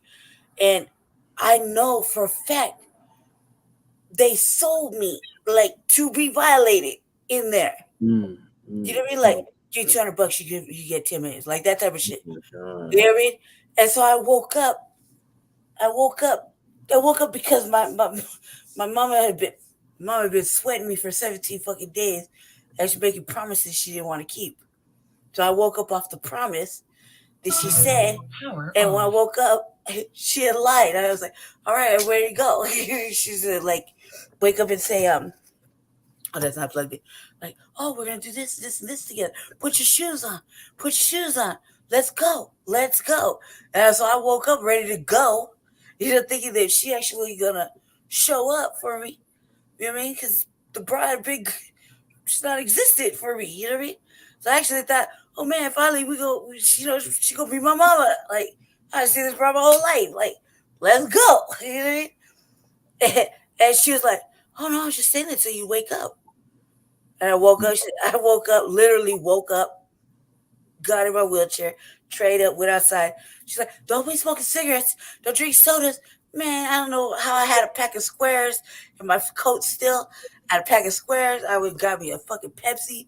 Went out, smoked. I think I smoked like 8 cigarettes back to back and drank like 4 sodas right there. She's banging on the window. Put those out. Brandy, stop that. And I was just like, shh.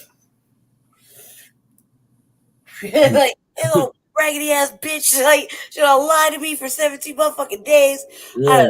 Violated me. I thought I got pretty sure they sold me out. And they took all my shit. I had like real nice things. Like, I came in very laced. You know what I mean? I was only 34 years old, so I had custom dresses and everything made. I had like 72 fucking wigs. You know what I mean? Dresses, pretty things. I had all this jewelry on me. You know what I mean? Like, when I went in a coma.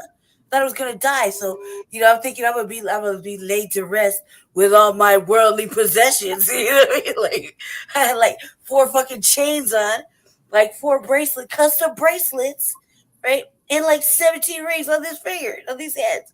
Like all the way up here. When I woke up, I had 2 rings, no chains, and fucking no bracelets. Wow. You know what I mean? And all my shit was gone. My clothes, my dresses, my shoes. I was like the most well-dressed motherfucking 34. I'm not even supposed to be in there. I'm 34. You know what I mean?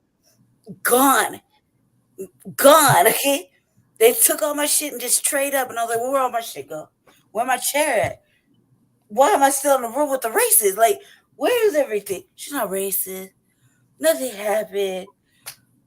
So damn man. My mama said she caught somebody doing it. And called the police, but it's like beside the point. The motherfucker lived there. Beside the point, you know what I mean?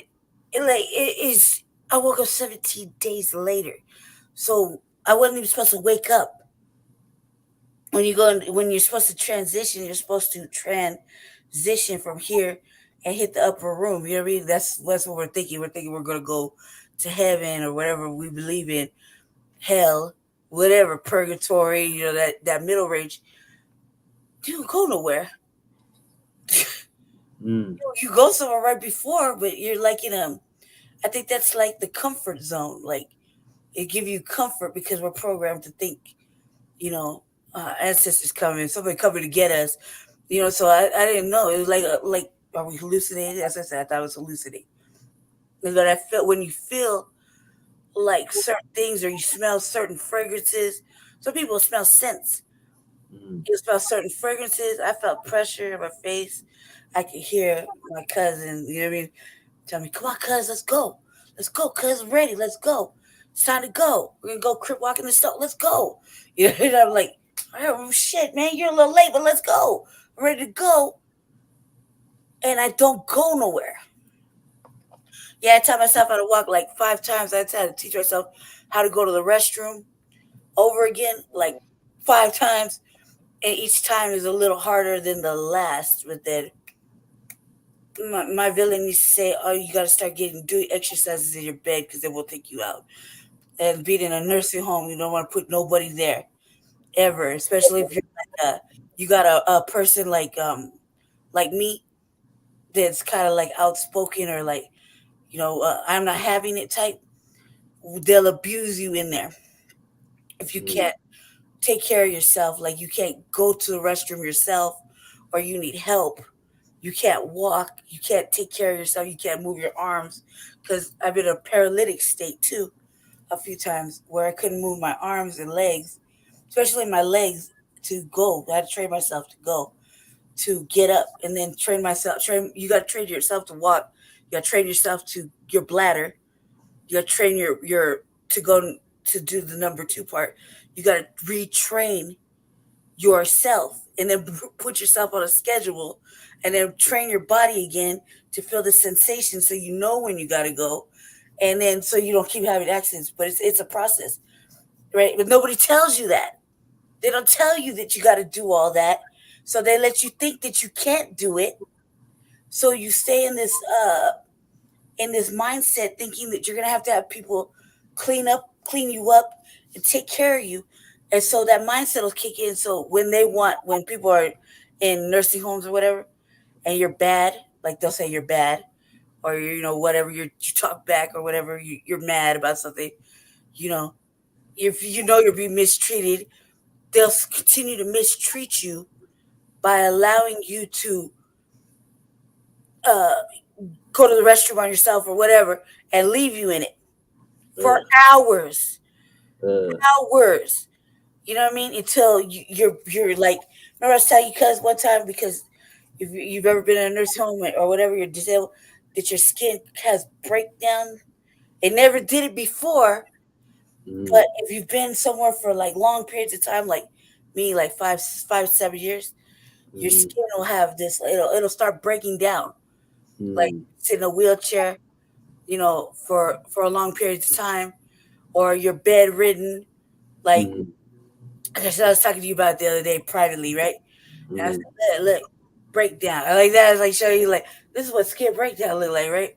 Like maybe months ago or something like that, right? When a person's been bedridden, or in a paralytic state, they can't take care of themselves, whatever it is, those places will abuse you. Then if you're in a coma, they still want to fuck with you. They'll come and abuse you while you're in the coma. You know what I'm saying? They'll be like, they know they have to move you around, right? They know they have to wash you, change you, but they'll let you fucking sit in that shit all fucking day long. Or they come in there, they'll be like, I love you. They'll be verbally abusive or physically too aggressive with you, but you can't do nothing. Or like I have friends that had Guillain-Barré, and their eyes are open, but they're paralyzed. They can't speak, they can't hear, can't move, but their eyes are open, right? So they can hear and they can see everything, but they can't do nothing about it till the Guillain-Barré kind of lets them wake their body up a little bit. But in that whole time, they could be in physical coma for 2, 3, 4 years, right? Some people don't even make it out all the way, right? And they'll be watching their fucking caretakers abuse the fuck out of them. They're just traumatized for a bit. They'll be like, they don't want nobody touching them. When they do wake up, like that Guillain-Barré? My boy, my main homeboy, right? Don't say that. My main homeboy, right? I used to talk to regularly, like almost every other day. He come to the crib or whatever, right? He has Guillain-Barré. He has Guillain-Barré, French polio, right? And that's what happened. Like, not him, but my husband from California, the one that left me out there, he had Guillain-Barré too. Same shit. He was like in the coma in the hospital, wide awake, right? Waiting to die, because he's ready to die. He's in a fucking coma, being tortured. See what I'm saying? The lady torturing him. They're torturing him because they don't want to. Hey man, they're unhappy with their job. You see what I'm saying? They're unhappy. They don't like you particularly, for whatever reasons, just because you're there. So they're going to go and fuck with you while you're in the coma. You know, so you wait for death, and when fucking you get lucky, sometimes you drift off. Like with this dude, he had a heart condition. That's what I was telling you when it happened. Remember, Jesse? I was telling you, I was like, you know what's crazy is you look at the shit happening, and the brothers had the most emotional reaction because they knew. Everybody knew, right? But you look at the white people look like they're crying, but no tears are happening, right? But the brothers were they were emotional wrecks. They were crying right there. Yeah. Right? Fucking full blown tears, motherfuckers. You know this is typical man stuff, like hiding your face. You know what I mean? Because they're really crying. They're really upset. Right? I bet you had a heart condition. Bet you had a heart condition. And only they know because, you know, he told them. He didn't tell anybody else. But I bet you he knew. And they had a heart condition. And that's what happens. I have a heart condition. I know. It's happened to me. You know, you see what I'm saying? I should stop. I was telling my brother, I said, I'll know when I'm about to go to a coma. Two things are gonna happen. My legs are gonna go out, which is like where we're headed to this, right? Or I'm gonna start like I feel like a coffee up, like water went down the wrong tube. Bam, coma. And then alleged upper room, but it's not really the upper room. It's just cold motherfucking silence and darkness. Okay. Cold silence and darkness. So, you know, you got to pray you have a good memory on the way out. You know, real shit. Nobody wants to talk about it though. They just want you to believe that you're gonna go with your ancestors. Someone come get you. They're gonna guide you to the light. There's no light. Dude, I've had like real near death experiences, even when I was little. For real, like got thrown in a pool, ran, hit the bottom, drowned. Right? Woke up to woke up to it. Woke up being brought back, right there with the water. Right, little girl. Swear to God, right before it happened, I saw my little 7 years of life flash before my fucking eyes. Real shit. My little 7 years of life, right? Flashed before my eyes in like a little tunnel, and all I remember was the motherfucking water, right? That I was drinking as I hit the fucking ground of the bottom. And I woke up like, what the fuck? You're cold and weird in another spot. Like I woke up. All I saw was water, blackness, and then me waking up with my eyes and somebody taking the water out, like pumping on me in my little 7-year-old body and bringing me out. You know, and then my pops making jokes and shit all the way out, all the way, you know, back to the car. You know, could have lost you over there. You made it back, champ. You know what I mean? And I'm like, you see what I'm saying? So that's what I can tell you from experience. Then nobody wants to talk about it. They don't want you to hear that. Just like church won't tell you that. Go to church, right? Where do they tell you go? The upper room. Right? They tell you go to heaven, right? No, you don't. You don't. You don't. You don't. We're accustomed to believe it though. It's because it's comforting. You know, just like Santa Claus. Tooth Fairy. Comforting. We want to be comforted, so we put ourselves in this program dummy space, thinking that that's where we're gonna go, and that's what we're gonna do until we fucking experience it. You know, but you can't tell nobody that because then you just like me right now. I just crushed everybody's motherfucking dreams of heaven, right? And they say, "Oh damn, Brady, you're a motherfucking villain, fucking asshole right there. Why you do that? Because it's the truth. That right there is the fucking hard truth." You see what I'm saying? Yeah. Dude's lucky he got back, but I didn't like what I found also particularly peculiar about this situation was the uncle came out. The uncle, the darker, the dark skin, light skin, right? You know what I'm talking, right? We got your house, right? The uncle, he come out and say they resuscitated him twice, right? And he's giving the news, the breakdown, clearly, visibly upset. Then the next day, they have a handler or like a spokesperson, little light skinned dude like my color, come out and give the fucking breakdown, and he's like he misunderstood, or he only was revived once, right? And I'm like, who are you gonna believe, the uncle or old boy, old light skin who's fucking somebody told him to come out and give a press release? The uncle. You'll believe the uncle because the uncle was clearly showing distress on his Mhm. face. He was upset.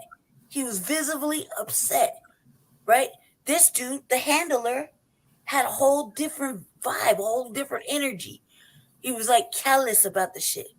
You know, and he was mistaken, you know, he was only revived once. No, the uncle was like, he was right there, over there in the field, and then back at the hospital.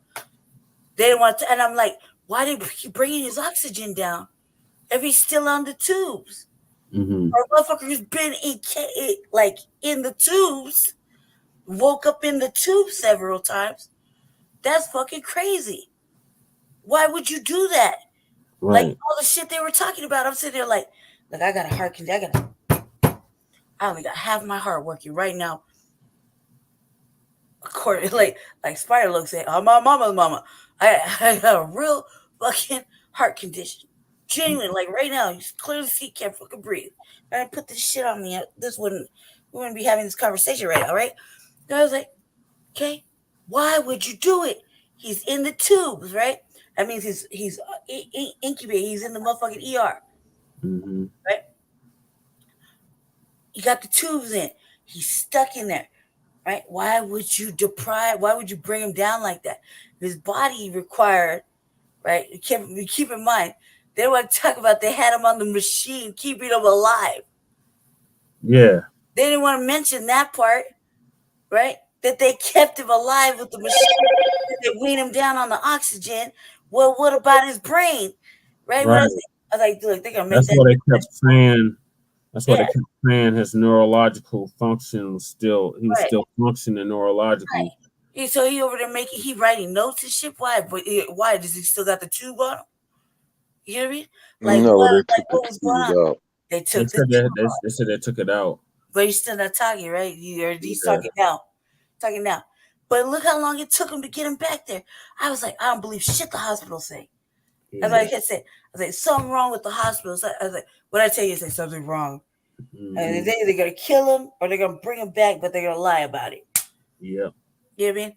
I like something's wrong because I was like, this don't even make no fucking sense. I'm a real cardiac patient. None of this shit makes sense. Mhm. You know what I mean? Like I'm real motherfucking issues. And I just left the hospital for COVID because you don't think a motherfucker was laced up on the fucking chest to where I tell you I can't get excited like this. It beats 100 times faster, literally. Fucking monitors going off and shit. Really? So I'm like, this don't make no damn sense. Why would they do that? They either gonna make him a vegetable, or they're gonna fucking bring him back, but they're gonna lie about why they lying. Why they have a spokesman? They didn't let Uncle come back and tell anybody anything. Nope. Do you know what I mean? And then they got a spokesman talking about him. Mm-hmm. That's because they don't want to be liable for what. They don't want to be liable. They don't want to get no malpractice or any of that.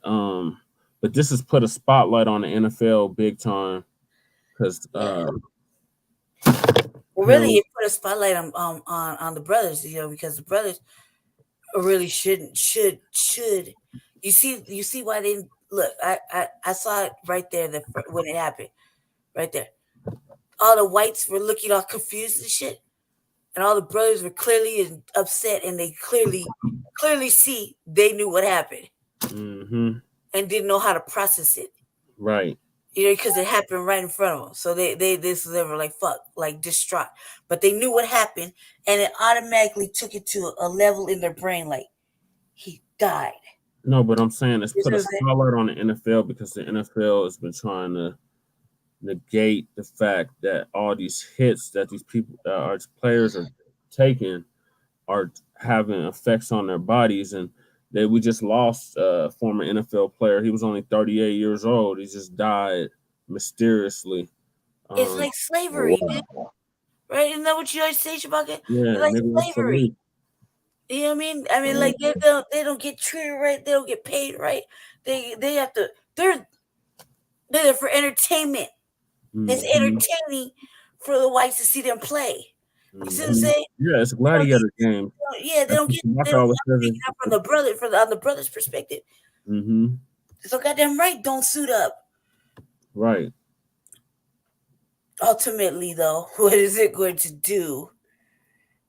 Is a nice show of solidarity if they ever get with the program, right?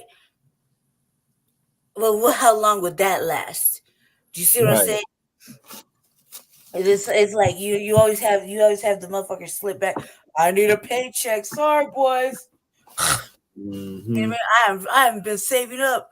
You know what I mean? So it's like it gotta be like if they were really gonna be serious, which would be the best thing to do altogether, just bow out and do their own shit with it in a fucking all black everything team. Everybody separate, right? Just to show them. I think that would have been a rip if they planned it out like for a year or two out. That way they had a chance to save up and create like little nest eggs and shit just in case, because the whites punish motherfuckers for they punish you for standing up and saying no. And you know what I mean? I don't want to be buck broken and abused no more. Oh, you don't, and then you get punished some more, either financially, verbally. You're embarrassed, you're shamed, shunned. You feel me? So they have to I fucking dress. They have to it would be wise. It would behoove them to plan out the motherfucking revolt for like a year or two out to give them a chance to save up and plan correctly just in case, and have the backup plan for what you're gonna do after that. Just in case shit goes really wrong and they try to punish you, because that's what the industries usually do for bucking the system. Oh, one game was one thing, 2 games is another, 5 games is something else, and now fuck, we got punished. You know what I mean? It behooves everybody to, if you're gonna plan your revolt, you're planning a revolt against the motherfucking systems. Plan out for at least 2 years ahead. Well, just plan it out and start organizing at least 2 years in advance, because you want to have a motherfucking strategic plan for when shit goes wrong, because it will. You can't honestly expect change to happen right then. So expect the worst to happen at least 3 different times before it clears up. You know what I mean? Yeah. And then you have a little bit of money to sit on while they're over there fucking like embarrassing you, dragging you, talking shit. You know what I mean? Trying to fucking bribe you to come back. You know, all that stuff. So note to self, anybody listening, plan your revolt, organize it these 2 years in advance. Seriously, because I think that's the mistake everybody's making. There's no plan, there's no organization, but there's no strategic setup for the revolt, for the fucking the revolution to really carry out. Nobody has a fucking solid plan. If steps for when it go wrong, what we're gonna do to combat that, how many times it's gonna go wrong, what directions, and what we're gonna do. You know what I mean? So then you give yourself two years to solidly save up a little bit of bread, or plan your supplies correctly, or you know what I mean, so you can live through the bullshit. Everybody, you see what I'm saying? And that's how successful revolt should happen. You know what I mean? Right, you got to plan them out. Yeah, yeah, for real. I started out with physical abuse, so I took the traumatic injuries from the time I was small. So I was like, I probably would have been like a motherfucking pretty close to genius if I didn't lose some things. Like now, I know I can't, like certain things, like I can't spell right, and I barely really talk. I only talk like this, certainly to certain people. Most of the time, I'm really quiet because I can't. Sometimes I can't or I'll get really upset. You'll see me when I'm like speechless, like disgusted or something, and you'll hear me stutter like 20 or 30 times, like I did the other night when we did my show. I was like, because I couldn't even get my brain to function because I took too much pain, too much traumatic injury. Oh yeah, striped up. Like I feel like I'm striped up. All right, carry on, Jesse. Carry on. Sorry. Did you have anything else to say about this, Shabaka? I'm glad he's alive. That's all I want to say about that. I'm really glad he's alive because I was really starting to get upset. Yeah, me too. I think Shabaka passed out on it. Shabaka, are you still with us? Yeah, he probably was asleep. Yeah, he tapped out on us. So, he probably tapped out on us. So, take him out. He'll probably come back in if he wakes up. It's just everybody tap in for Shabaka's Black Experience Enhanced Tuesdays at 7? Mountain 7 p.m. Mountain. Yeah, the number to call in is on the bottom, scrolling across the screen. Also, donate to his Cash App at right there. So he can keep the platform rolling.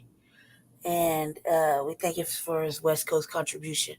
Always, Black Power, Black Power, Black Power.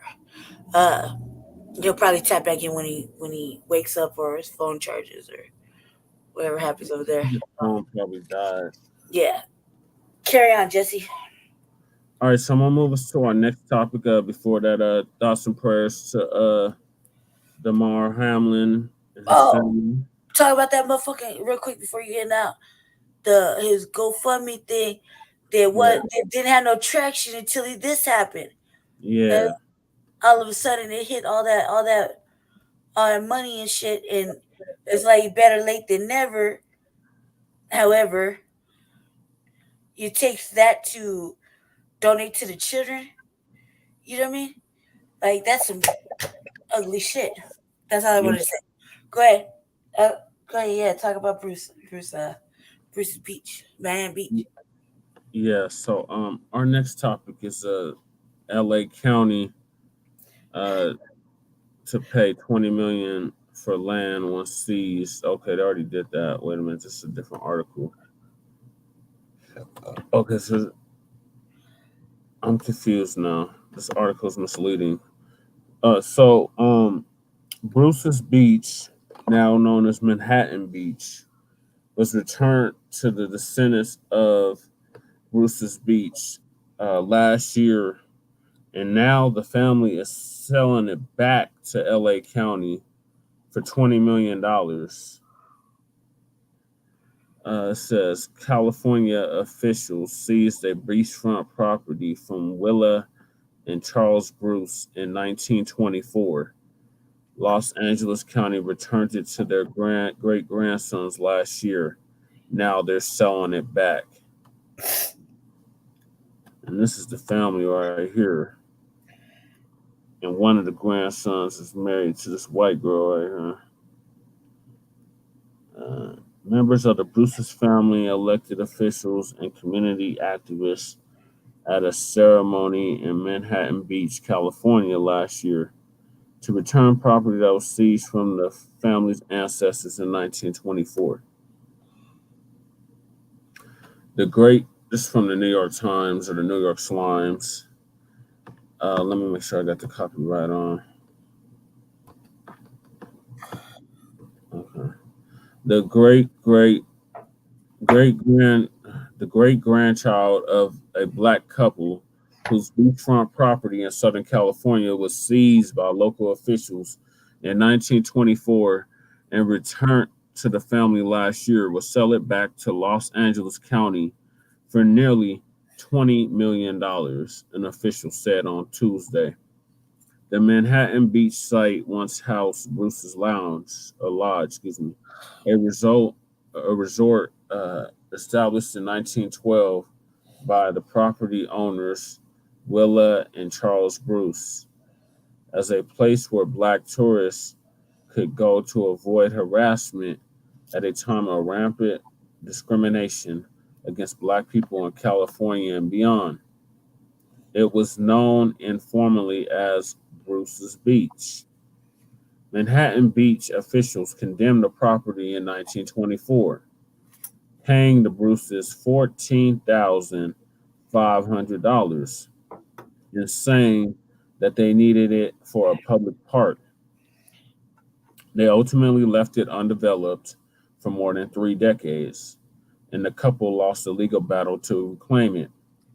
The land was later transferred to Los Angeles County and now hosts a training center for lifeguards. But 3 years ago, nationwide demonstrations against racism and police brutality led a resurgence of local interest in the Bruce's family campaign.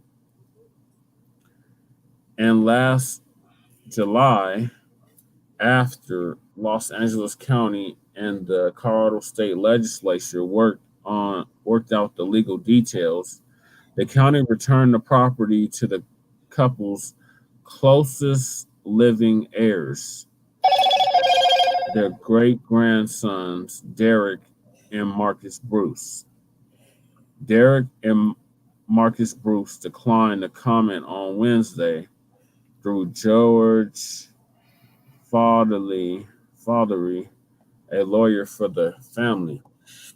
Janice Hahn, who chairs the Los Angeles County Board of Supervisors, said on Tuesday that the owners had decided to sell the property to the county for nearly $20 million, a value that her office said was determined through an appraisal process.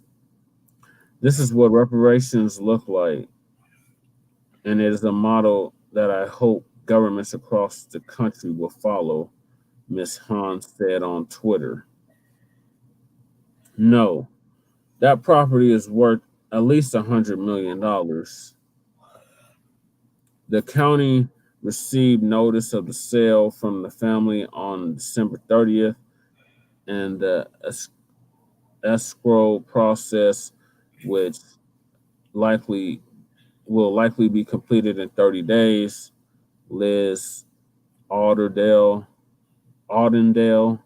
a spokeswoman for Ms. Hunn's office, said in the email on Tuesday evening, members of the Bruce family could not immediately be reached for comment. Dwayne Yellowfeather Shepherd, a relative who lives, I remember him, he was on Democracy Now!, who lives in Los Angeles, said in a telephone interview on Tuesday night that the family was very satisfied, with the sale price. He said that they had wanted to sell the property because it is zoned only for public use. They had no choice but to sell it and take whatever they could get out of it and use it to invest in some other way to develop their family wealth that they've lost, said Mr. Shepherd, a clan chief of the Pocasset Wamp, I'm sorry, I'm butchering this, tribe of Hold on, Jesse. Nation. Jesse, I'm right here. I'll be right back. I'll be right back. I can hear you, but I need to leave the room for like 3-4 minutes. But I can hear you because it's pretty loud in here. I can hear you. Carry on, okay? I'll just shut this camera off though, real fast. I'll be right back. Okay. Kevin Ward, who supported the group called Justice for Bruce's Beach in June 2020 to support the family's cause for restitution, said in a statement on Wednesday that she did not believe the Bruce's family could find peace in their decision to part with the land. While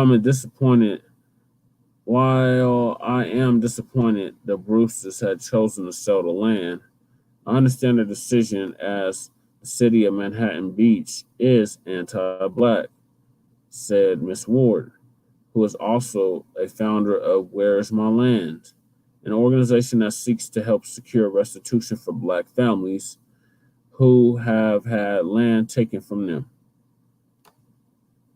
The property consists of 2 adjacent beachfront lots. Miss Bruce purchased them in 1912, one of them in 1912, for $1,225, and the second 8 years later for $10. Los Angeles County has said, noting that the first lot measured about 33 by 105 feet.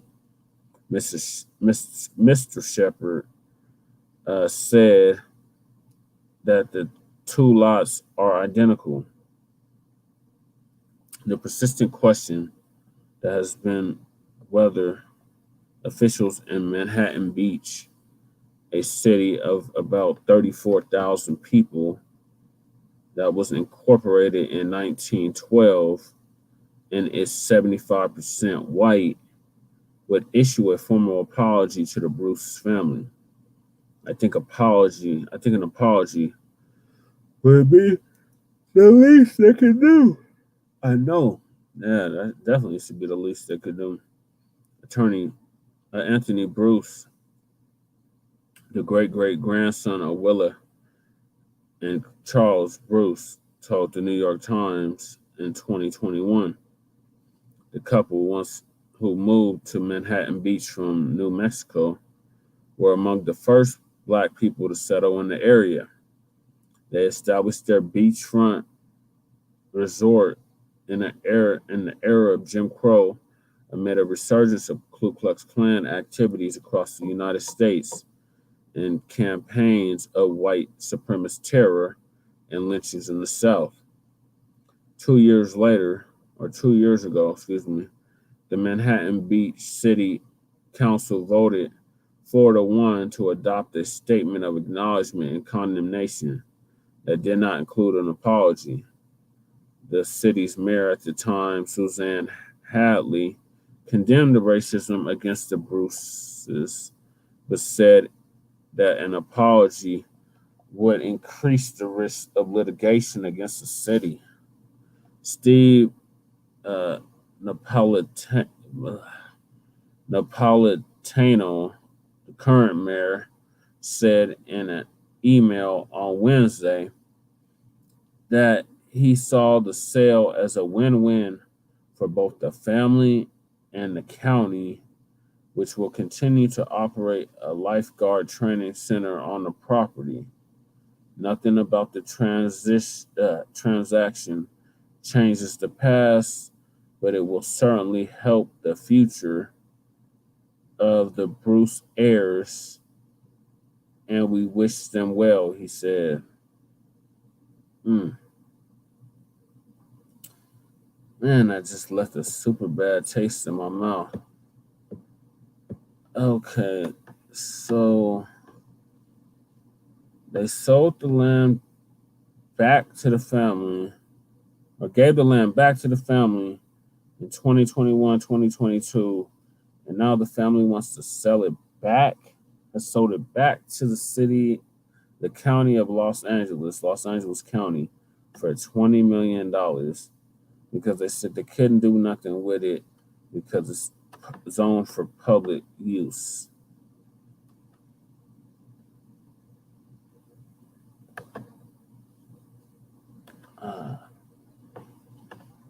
They can't do that. I know. That's what I'm saying. Like, that doesn't make any sense, bro. Yeah, they can't do that. Like, what? Why would you do that, though? Okay, lady, please, back. So, I got thoughts. Sorry, I did a show about this. So, yeah, I just finished the article. What are your thoughts on this? Well, what are your thoughts first? Because mine are obviously really fucking different. But I was like, let's keep it very correct. I Where know Road Atlanta's worst times that. I know. Like, it doesn't make any sense. well, fuck what okay, look, check it out. The summary of it all is summary of it is what I say. You're talking about it's a win-win. How is it a win-win? Listen, check it out. It's not a win-win, right? This is like this. If you're lucky to get reparations, I want to say, all right, if you're lucky to get reparations, that right there is the win, right? But this is shit.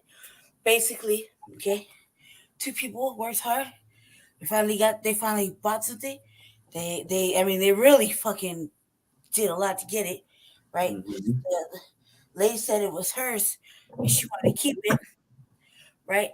The descendants, and finally, years later, generations later,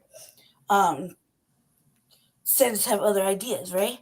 So one thing is all it took to get it, to give back to them, right? Give back to them. And the county's a fucking piece of shit anyway. The county put up this well, we'll buy it for whatever, we'll give you 20 million for it, right? That was initially right there. It was already on the table, right? They didn't have to do that. They were already making like 413,000 off the motherfucking the lifeguard little shack shit that they had going on over there. So they wasn't really hurting for any kind of money, right? They said they did it. One of the reasons why they did it was, well, nobody lives here. Okay.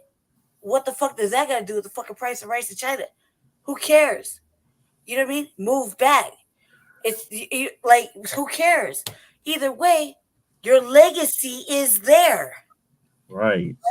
That's your legacy is right there. It's not wherever the fuck you live now. It's right there. Right? So not only did the family, when I say the family, right, shit on their fucking actual ancestors, right, doing this bitch shit, right? They did that. They gave it right back, right? To the same county that everybody's always land in the first place. So, like, everybody's always talking shit like about with FBA, right? That they're just gonna turn around and give the money right back. They're gonna just all these ugly fucking comments, right? That been listening to for years, right? Mm-hmm. Right? Mm-hmm. Basically made it true. It's a bad look. It's a bad look for FBA because if this is what reparations look like, look what happened with it. It wasn't even a full year. Mm-hmm. Do you see what I'm saying? It wasn't even a full year, and they sold their motherfucking soul for $20 million. In this day and age, the fuck is $20 million when you got to pay taxes on it? Right. So you're getting back like maybe 17 million. This day, and the lawyer's gonna take 30%. Right? This day and age, you didn't lease it out. You sold it back.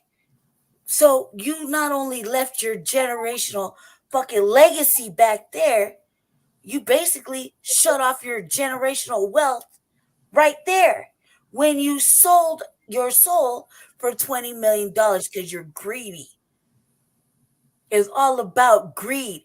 And they said that, the appraisal was 20 million. That's what they told them. Yeah, who that's knows, right? AK Millie's in the house. You let greed tell you whatever the fuck they want to tell you, and you won't go fucking do your research and just saw 15 million motherfucking things. I can't jump on my power. Went out there to still get hit with right now. So I show love, peace. I said I was going to go swimming back there in Cali. Like, I was out there right now. I don't want to swim all the way back from L.A. to watch this. But I'm just kidding. Shut up, Cass. I was like, I'm going to swim to Watts. I'm coming back to South Central. Look out for me. Look out for me. Damn. I'm swimming over. It's too Well, you it's too don't- high to drive. Damn. So, put in the comments, Jay Millie, Yeah. what are your thoughts on the Bruce's Beach situation? Also, too, so on that, when you don't do your research and you let them, because it was obviously them, Mm-hmm. right? Give them the appraisal of, first of all, there's no appraisal amount for generational wealth or legacy. They can't appraise that. Mm-mm. You feel what I'm saying? There's no Like monetary who did the value to appraisal? that. And it's like, goddamn well that, like Rivera was saying, that land is worth at least 10 times that. Right. So little sellouts, like, they basically sold this, they sold, but you can't put a price on what you're fucking on what your descendants, your ancestors put in that blood, sweat, and toil. There's no price for that. Right. And all the shit they went through with the Klan and everything else, Mm-hmm. there's no monetary price that can replace that. Mm-mm. Okay, so, and what the fuck were you going to build? You can develop on it, or you don't want to develop on it because your heart and soul wasn't into black. They can't build on it though. It's just public use. It's zoned. The way it's zoned, they can't build on it. So they're trying to use that to justify them selling it back because they're saying they can't. Yeah. You let everybody tell you what you can and can't do, then you're conditioned to believe that. They can't only because somebody said they could. What if they said, I don't give a fuck and I just don't do what I want to do? Build that.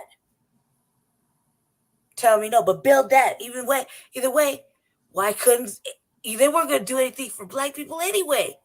Mm-hmm. Initially, wasn't the thought it was for black people? Yeah. These descendants didn't have that in their heart. Let's really be honest about that. No, they didn't. So they took the money and decided to trade up and go home. Right? So this was a loss. In an essence, it was a sad story. It's a loss. And it's a bad look, really, when it comes to FBA trying to say, well, look, we have one example. No, we don't have no example. Because this ugly shit happened. We don't have no example. And now everything that motherfuckers been saying and assuming about what's going to happen when we get reparations, these motherfuckers made it almost a true statement.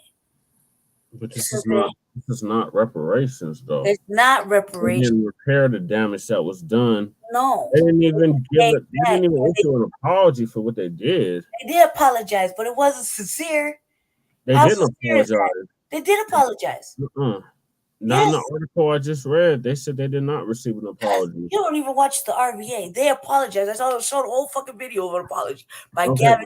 I'm saying the article that I just read, the New York Times, they didn't say anything about an apology in there. No, they didn't. But if you look and do your research, you'll see Gavin Newsom, some white lady, and somebody else fucking apologized.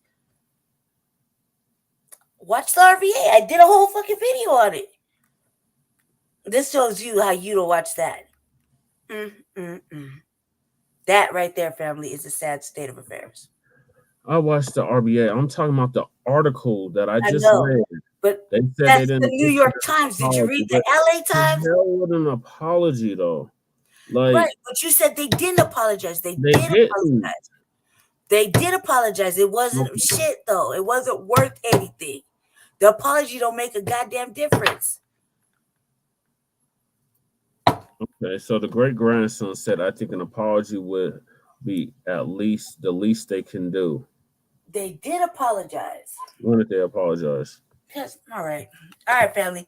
Let Jesse carry on. I'm gonna show you right now. Okay, carry on. Keep talking. I'm gonna find it real fast. Hold on, carry on. Okay, keep talking. I'm listening. But the hell with a damn apology. Keep talking. You just said they didn't do it, so keep talking. They didn't do an apology, but even if they did, what is that gonna do? They still lost their land, and they are old for that.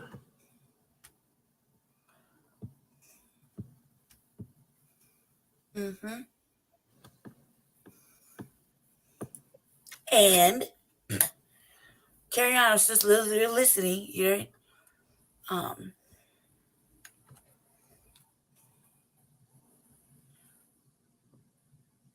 Is there anything more to that? Hello? I'm reading. Okay.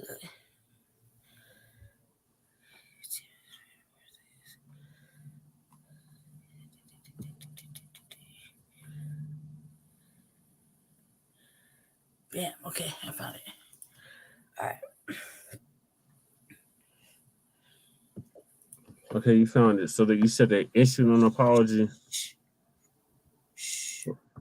Rivero, he says the city can't / won't apologize. If they apologize, it would be a document that they will add to the lawsuit. Can you see it? Yeah. Yeah, okay, cool. Watch this. Nearly a century in the making. California Governor Gavin Newsom returning property taken from a Black couple to their family. Warm temperatures and clear waters are a hallmark of Bruce's Beach in Southern California. But beyond the sunny skies lies a stormy past. The land was first purchased by Willa and Charles Bruce, a Black couple, in 1912, a time when segregation largely restricted beach access for Blacks. Charles and Willa Bruce, a married couple, had the American dream like many of us have, the married, of owning a piece of property, establishing a business, and that's what they did. The Bruces built a lodge, cafe, and even a dance hall, open to all. The resort became an oasis for Black families to sway without being harassed, until the safe haven became a target. Despite all the racial taunt, KKK, the harassment, the burning of their facilities, the taunting and the harassment of their guests, they survived and flourished for 12 years.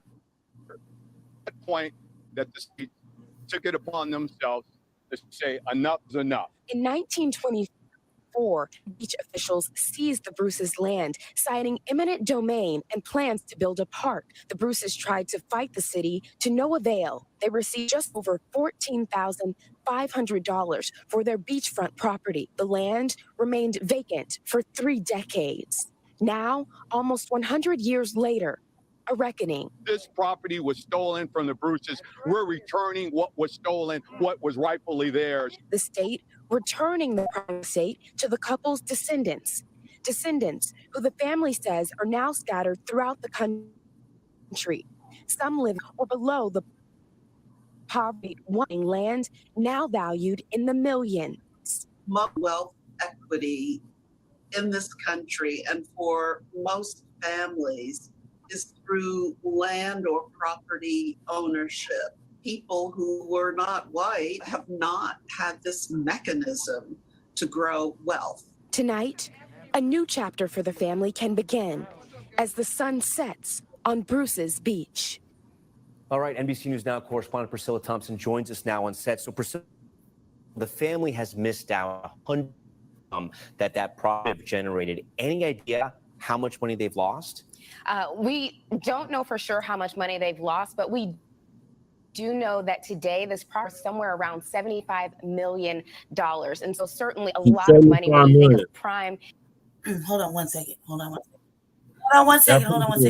Carry on, Jesse. I'm sorry.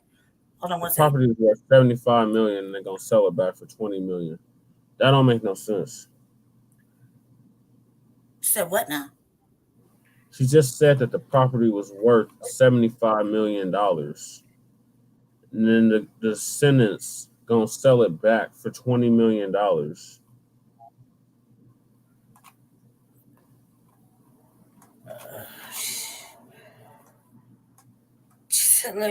see. I think she said that.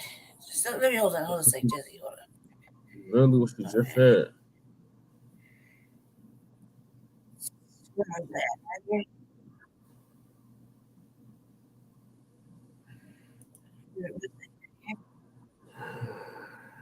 Man,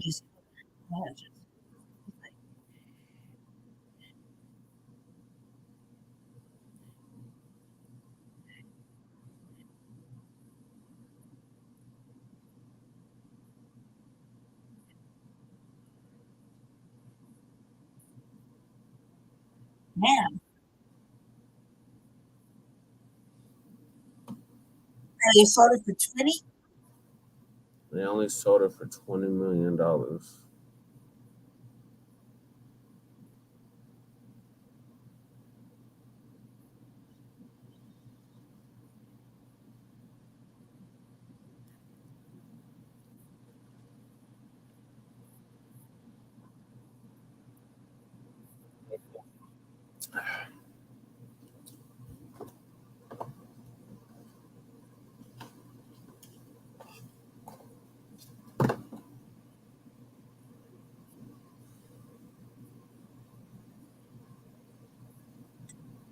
Did it did.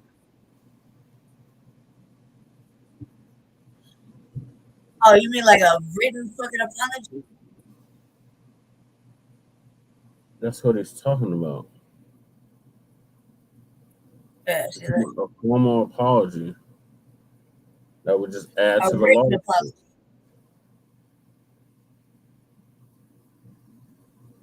A written, a verbal, it would still add to the lawsuit. That's what he's saying. All right, I get it.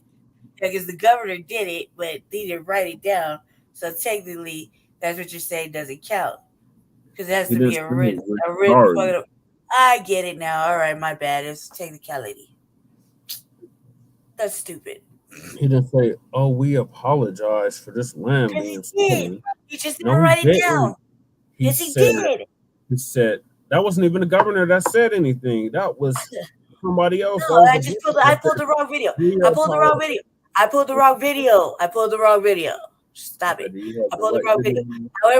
However, if you watch the shit I did, I pulled the right one. Right? So my bad. Right now. Okay, oops. However, he just didn't write it down. So it's not official. So what you're saying is there's no written document that said the city of Los Angeles. Sorry, blah blah blah blah blah. We apologize. That's what you're trying to say. It would be the county of Los Angeles, but yeah. Whatever, man. What's your semantics, guys? Who cares? What you're saying is it wasn't written. That's what you're saying. That's the only reason it matters. It wasn't formal. It's Formal not means written, right? Question mark. I'm sorry. I'm slow for the streets. Does formal mean written? Yes. Okay, that's all I wanted to know. My bad. Just a little slow. Motherfucker didn't go to school. Was outside. Oops. That's what I'm asking, cuz. Okay. I don't know why we talk. Carry on. Okay. Sorry for this dysfunction, Black family. So this is Bruce's. I want a formal apology. How about that? Carry on.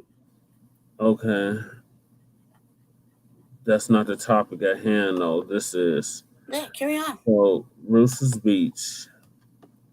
I'm just disappointed in the family of them for selling this back for $20 million. That's a lot of descendants. $20 million. What's that really gonna do? See how the descendants? What's that $20 million really gonna do for them? Nothing.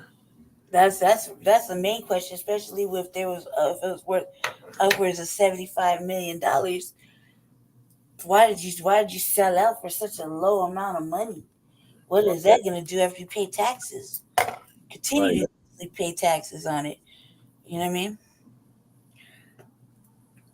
That shit's crazy.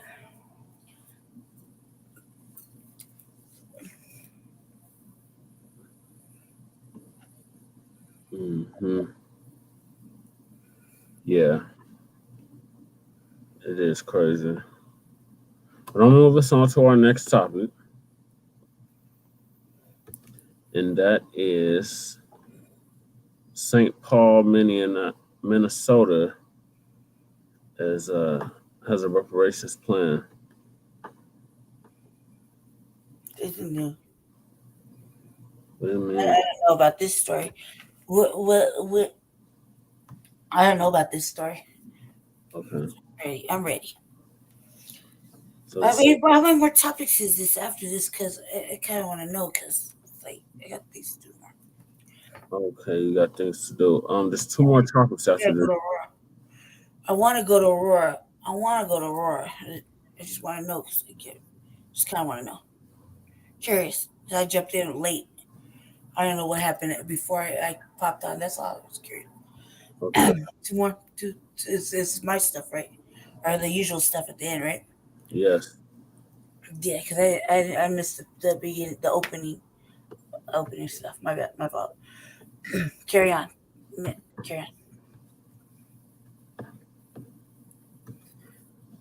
All right. So St. Paul City Council establishes permanent reparations commission. Mm-hmm.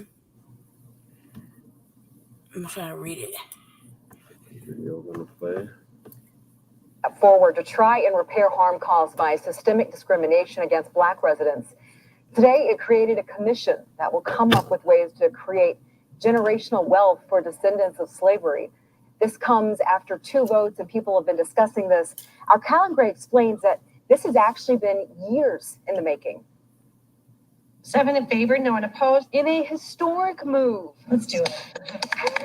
The St. Paul City Council committed to looking at reparations for the descendants of slavery. We are committing St. Paul to never go back, but to keep moving forward toward the vision of real racial justice. Unanimously voting to establish the St. Paul Recovery Act Community Reparations Commission, a permanent 11-member group that will advise the City Council on how to address the damage caused by systemic racism. In the end, I think as the family that we are here in St. Paul and in this country, that there'll be some healing and we'll all be able to see the value in each other. As they applauded after the vote, council members turning to Trahern Cruz. How are you feeling right now? I'm still a little in shock. Cruz has been working towards this moment for more than 5 years. His community outreach work got the attention of Councilmember Jane Prince, leading to a legislative committee he co-convened, which drafted the ordinance language to create this permanent commission. Today, the St. Paul City Council has taken a step to start addressing the harm that the United States, the state of Minnesota, and the city of St. Paul have caused to Black Americans. Cruz relatives called the Rondo neighborhood home. 80% of the city's African American population once lived there. But when construction on I-94 started in the 1950s, hundreds of homes and businesses were displaced. They destroyed not just the physical structures and the businesses. You know, people talk about the economic loss, but they destroyed our spirit, our cohesiveness. They destroyed our safety net and scattered us all over the city. Nathaniel Kalik says his grandfather had the last home standing in Rondo, east of Western Avenue. Businesses couldn't relocate, and many of our residents couldn't go on to other neighborhoods. You know, many of us moved 4 or 5 times. So this is a great day. The new commission will advise the council on what reparations should look like. Cruz tells us while direct cash payments are a priority, systemic changes to support Black businesses and home ownership should also be explored. Amber Jones, who served on the Legislative Advisory Committee with him, says this should mark a shift in mindset. If we can't even address the harm, we can never fully repair it. And the reparations way of life and the way of work allows us to open the conversation. This is revolutionary work that the city of St. Paul is doing. And I hope that every other city in the state, I hope that the state legislature also takes upon this charge. Now, this comes 2 years after the city apologized for redlining, racial covenants, and the destruction of the Rondo neighborhood. The St. Paul City Council will now move forward with appointing people to its new commission. The ordinance says preference will be given to those with lived experience. Lindsay. Callan, what about a timeline for getting started? I'm told those who want to apply for a commission position will be able to do so later this month. The City Council will also be hiring a staff person dedicated to this work who will operate out of their office, and that position is expected to be posted this month as well. This commission is expected to meet monthly. Callie, thank you so much.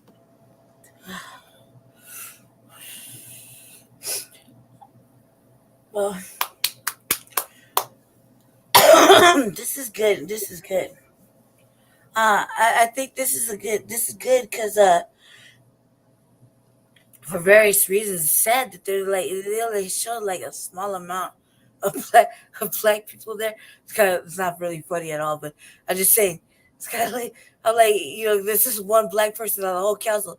They look back and like only like maybe 10 people in the whole room. That part was like it's not funny. I mean it's a good sign. It's a good sign because of all the work that FBA has been doing for the last couple of years to bring reparations to the forefront. You know what I mean? Especially when I talk about cash payments, et cetera, et cetera, et cetera. It shows that they're listening now. Mm-hmm. You know what I mean? And so they're actually doing each state is feeling their motherfucking their guilt, and they're willing to at least make an attempt. If it's not the whole state, then it's like a county. Jesus Christ, man, can you get something to work in this bitch? They're showing at least a little bit of at least the county would show a little bit of growth in that direction. If it's not the full state, then the county's making, you know what I mean. So it's a good sign, and that all the work that FBA has been putting in, right, to make reparations happen. That certain states are already starting to put that on the table. Like here you go, California right here. You got us just trying to, us like literally you trying to create something for black people Denver. here Mm-hmm. in the county of Denver. You know what I mean? And then look at Minnesota, and so certain states in the counties, at least counties, are making a fucking attempt to repair the damage and fix it. So like all the work isn't a total loss. You see Mm-hmm. that the new black media has been avidly pushing so goddamn hard this whole time. It's not a total loss. It's like, look, they're finally listening. Let's just keep that same energy. It's not a whole. It's not not a victory, but it's not a loss, and it's just it's not even a speed bump. It's just like, let's just keep this energy and keep banging this drum, because eventually everybody will get on the same motherfucking program. That's the will of it. You know what I mean? So it's a good thing. I think it's a good thing. And fuck, man, you would have thought Minnesota. You know what I mean? Who would have even thought about Minnesota in a weird ass way? Because most people just kind of forget that there are certain states that people just kind of move past. So that's a positive. It's a positive as a story. You know what I mean? Yeah, but they're trying to remix it. They're trying to pull that shit that they're trying to pull in California, where they're like, oh well, we need something else besides cash, and it's like, well, don't you want the cash? Well, yeah, because it's just like, so they're open to other options, so they'll take another option versus cash. It says the new commission will advise the council on what reparations to pursue. Oh, all right. Cruz told 5 Eyewitness News, while direct cash payments are a priority, systematic changes to support Black businesses and home ownership should also be explored. So, this is my question. Like, just for the simple fact that just learning, can't they just make these caveats? This is a caveat. This is like a caveat. You know what I mean? Can't they just add these little caveats to whatever the demands are? You know what I mean? Well, we want cash payments this, and this, right? Or else, you know what I mean?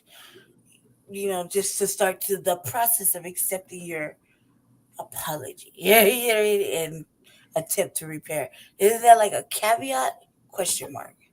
For sake of learning. It should be a caveat, but the focus should be direct cash payments because they completely destroyed a whole black community when they put the highway in 95 or 94, excuse me. When they put Highway 94 in, they destroyed the whole community of Rondo, which is a prosperous black community. And this is all mentioned in Hidden Colors 4. When they talk about the highway, the Interstate Act, and how it destroyed so many black neighborhoods and communities. Also, how all these football stadiums, they put them directly in black neighborhoods, and they completely destroyed the neighborhoods and the communities in which they were placed in. And so much capital that was lost as a result of that. The main focus should be the money. They should be compensated for that. True indeed. 80% of the city's African American population once lived in the Rondo neighborhood, including the crew's relatives. Hundreds of homes and businesses were displaced with construction of Interstate 94, started in the 1950s. True indeed. It's a good thing. It's sad that sad. Exactly. That's what I'm saying. So they need to reimburse them. The rail said they need to reimburse for the past services rendered. Yeah. Right.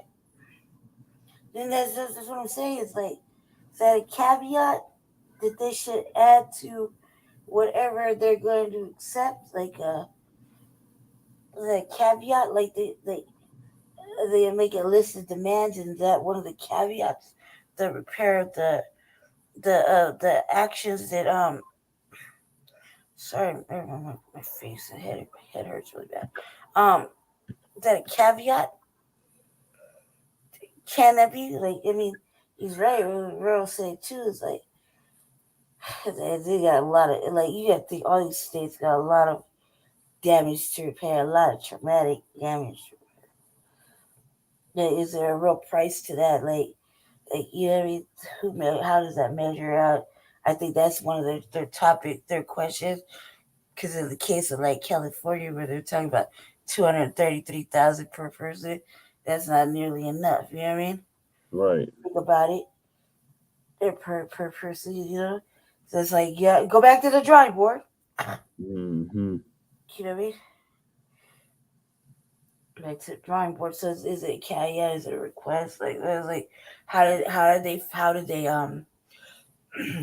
Exactly. They need to include something called accrued interest. Exactly. I concur. I think whatever's gonna make it right and exact. You know what I mean? Then fuck exploring it, just do it. You know what I mean? Right. Yeah, I concur with that, because at this point, I mean, they've had plenty of time to. Oh, my arm. They've had plenty of time to hear that. That's, you know, people are in the alley to hear the dog. They have plenty of time to explore everything. They've had plenty of time to research it. Now they just got to get to it. You know, just do it. You just need to cut the damn check. Right. Yep. The U.S. will go broke. Yeah, if they pay us what they actually owe us. I and my brother were having this whole little discussion today. It's gonna be like children of man. You like that? It's gonna be like that. We're gonna be trying to flee this country, go somewhere else. And they're gonna be like, "Oh no, we don't want you motherfuckers over here." Mm-hmm. It'll be just like that. We're having this whole discussion today about this. Like, yeah. Of course, that's why they don't want to give it up, but they'll give up Billions of dollars to Ukraine, everywhere else. billions of dollars to Israel, billions of dollars to any and everybody else. Yeah. But we can't get what is rightfully ours. Right. That's what I'm saying. They'll give the money they owe FBA to everybody else, right? Except for pay. Like, look, if they would have started this shit off a long time ago, it wouldn't be so bad now. Mm-hmm. They'd have just kept to what they were supposed to do. It wouldn't have been this bad now, and we probably wouldn't be having these horrible fucking discussions for them. Like, you know, there's no little violin playing for the U.S. They know what the fuck they did. Mm-hmm. They know what they have to do. There's no, like, nobody really, FBI shouldn't feel sorry for them. Pay what you owe. You know what I mean? Right. Fucking pay what you owe. Shout out to Lisa Cabrera for breaking this story. That's how I found out about it. So shout out to her and the other voices of the new Black media, including ourselves. So yeah, California is definitely set in California, Evanston, Illinois. I believe St. Louis is looking into it as well. Several cities across this country are looking into reparations, and states. So we'll keep updating y'all on what's happening in I mean, regards. as they should, man. I really do, because like look at our own state. Look at how Mayor Hancock decided he wanted to tiptoe and pivot around it and offer a motherfucking education in lieu of. Yeah, that's what I mean. Like, they're trying to remix reparations. What's wrong with kids just printing off some bread? You print it off for everybody else. You know what I mean? Right. Like, you see what I'm saying? Like, and that's not something they don't really listen to people. That's another point I was making my shit the other day. That no one really listens to the people on what they actually need. They just want to give them whatever they think they need. You know what I mean? Instead of actually asking the people what they need. Not everybody went to school. So I'm saying, not everybody can. You know what I mean? So what the fuck is education gonna do for the motherfucker that doesn't want it? Right, and getting education from the oppressor. From the oppressor, right? They didn't teach you anything about your fucking history from the get. Right. So why would you want right? Don't make no goddamn sense, right? That's stupid. Why would you want to encourage that? It doesn't make any sense. That's what I was talking about, man. It's like at this point in time, when I was talking about the other day, I was like, we can't be programmed dummies no more. If you choose to do that, like right now, if you allow the oppressor to get in your brain, right, and tell you whatever the fuck they want to tell you, like, for example, the media, the newspaper, they only write whatever the fuck they want to write, right? They give you whatever they want to give you, right? So if you choose to accept that at this point in time, right, and you're choosing that, then you're choosing to be programmed like a programmed dummy. You choosing not to think for yourself, explore other options. You're an explorer, like actually explore your own shit. You're choosing to believe whatever the fuck they tell you. You know what I mean? Versus what is actually the truth. And like, you give prime example. Was it Channel 7 or 31 or something like that yesterday? I can't remember. I was watching on the internet. They did a whole motherfucking a whole breakdown, right, of like affordable housing, right, in Park Hill. There's like a Park Hill thing that they're trying to build up, right, and Johnson and Wales, okay. But they started off saying a family of 3 or 4 makes like 35,000. That's a goddamn lie. That's like a 1-person income, if you're lucky, right? But brother out there, right? You got a regular job. That's probably as much as he makes, at like whatever the minimum wage, or not the minimum wage, but whatever the wage is, which is under the 20. $29 now. What? The minimum wage. The minimum wage is what? For what? We're in Aurora, so the Aurora one is like I think it's like $13 for minimum wage. Aurora, but Denver's like 17.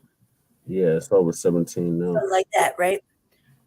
But to be honest, like, I mean, just think about it like this. When you're filling out paperwork, you're one person, right? They ask you how much you make annually. Right? And you check the little box. Right?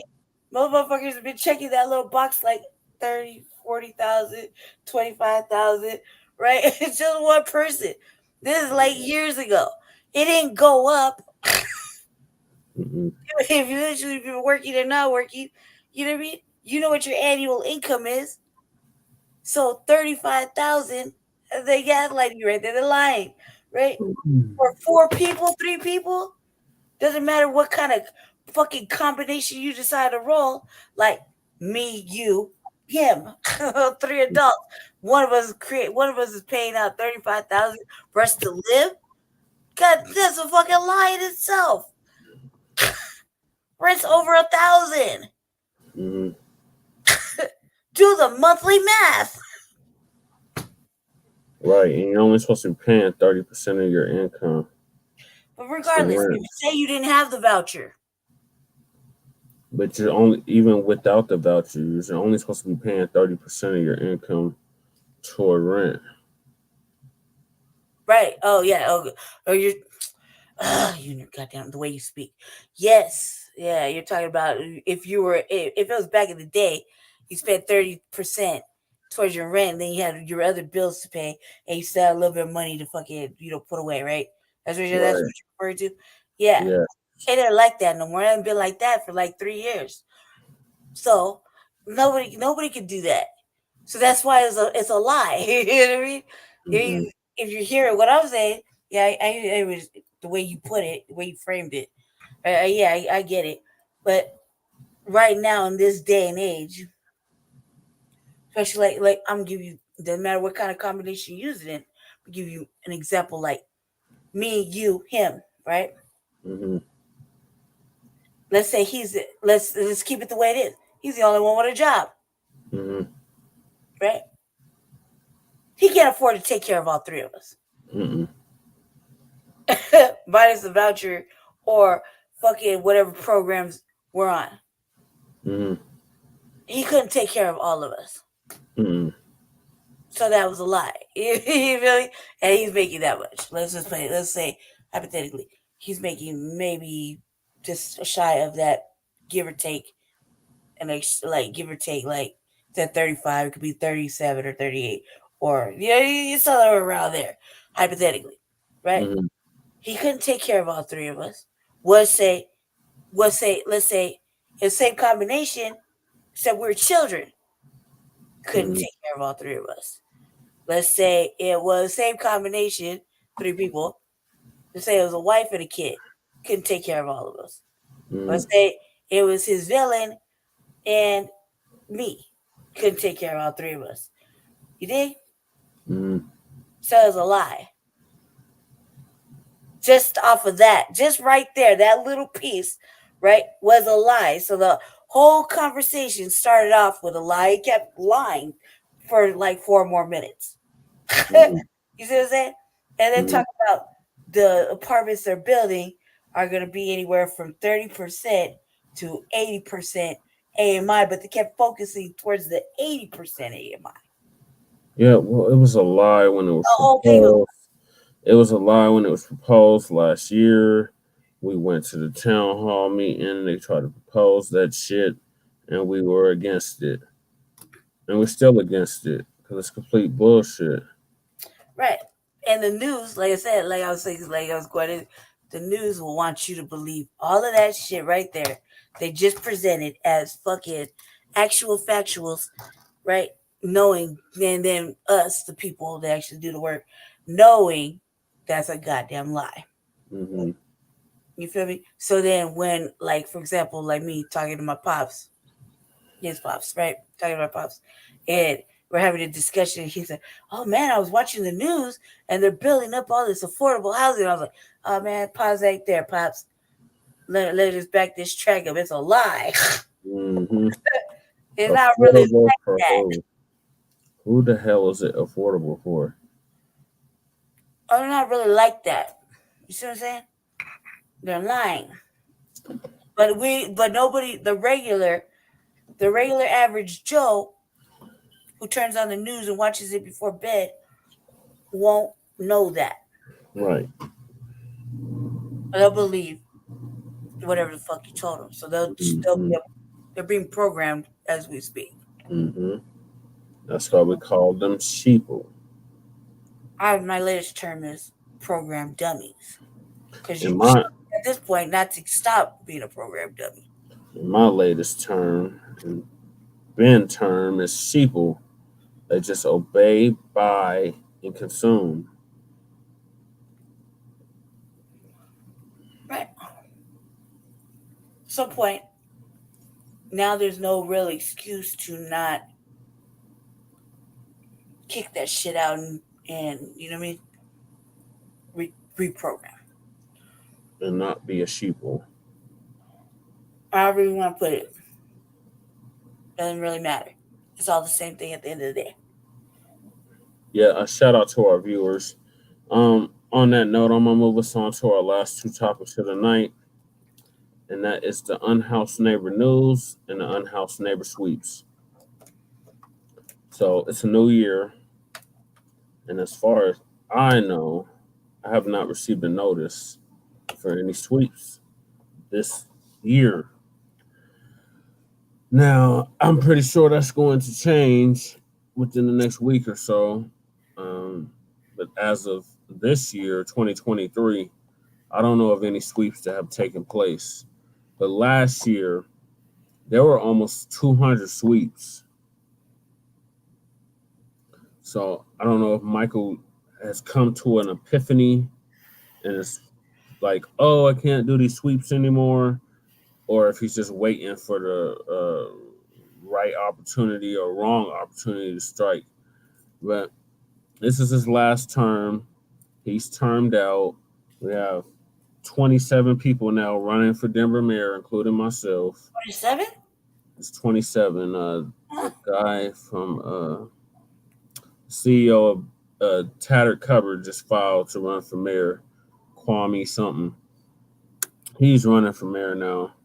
So we have 27 people running for mayor. So Damn. The sweeps happened all last year, 2022. Lost count how many. Like I said, it was almost 200 sweeps last year. And that's just the ones that we knew about or were notified about, because there's a certain area of the triangle area that's a permanent sweep spot, so they can sweep it whenever they feel like it. Mm-hmm. They don't have to notify nobody of what they're doing, and they just come and do it. So I'm pretty sure the sweeps are going to start again in the next week. So we'll probably be getting emails in the next week or so that there's a sweep scheduled, or as they call it, large encampment and covenants cleanup. But they're not cleanups, they're sweeps. Sweeping whole communities, whole people like trash. And they've been doing it since 2012. And I've been adamant on repealing this urban camping ban since day one, since before I even ran for city council at large, and before I even ran for mayor, filed to run for mayor of Denver, Colorado in the 2023 election. And the sweeps are still going to continue under this administration. With all of that being said, the city all of a sudden now wants to act like it has a heart, and they want to purchase some more motels to accommodate our unhoused neighbors, which is my term, by the way. So if you hear anybody saying unhoused neighbors besides myself, you know they got it from me, because I coined that phrase, unhoused neighbors, because I said they're unhoused, but they're still part of our community. So I'm gonna pull up this article from the Denver Post about the Clarion motel that they just purchased, similar to what they did with the Stay Inn, and similar to what they did with what I'm living in, the Fusion Studios, which is to be Quality Inn and a Best Western Express. So it's from the Denver Post, and it says opinion. In Denver, homelessness is a housing problem for the next mayor to solve. There's somebody sleeping on a bench, covered in snow, no shoes on, with no shoes on. And I tell you, as I be telling people, like there's motherfuckers like me, like didn't have no shoes on. But why you don't have no shoes on? Shit happens out there. You just don't have no idea. The single most important question Denver's 25, well now it's 27, mayoral candidates must address is what will you do differently to address Denver homelessness and housing affordability crisis? Despite the Hancock administration housing more than 12,000 homeless residents, I'm still waiting to see who the hell these 12,000 or 13,000. He said, what, 13,000 at the State of the City address?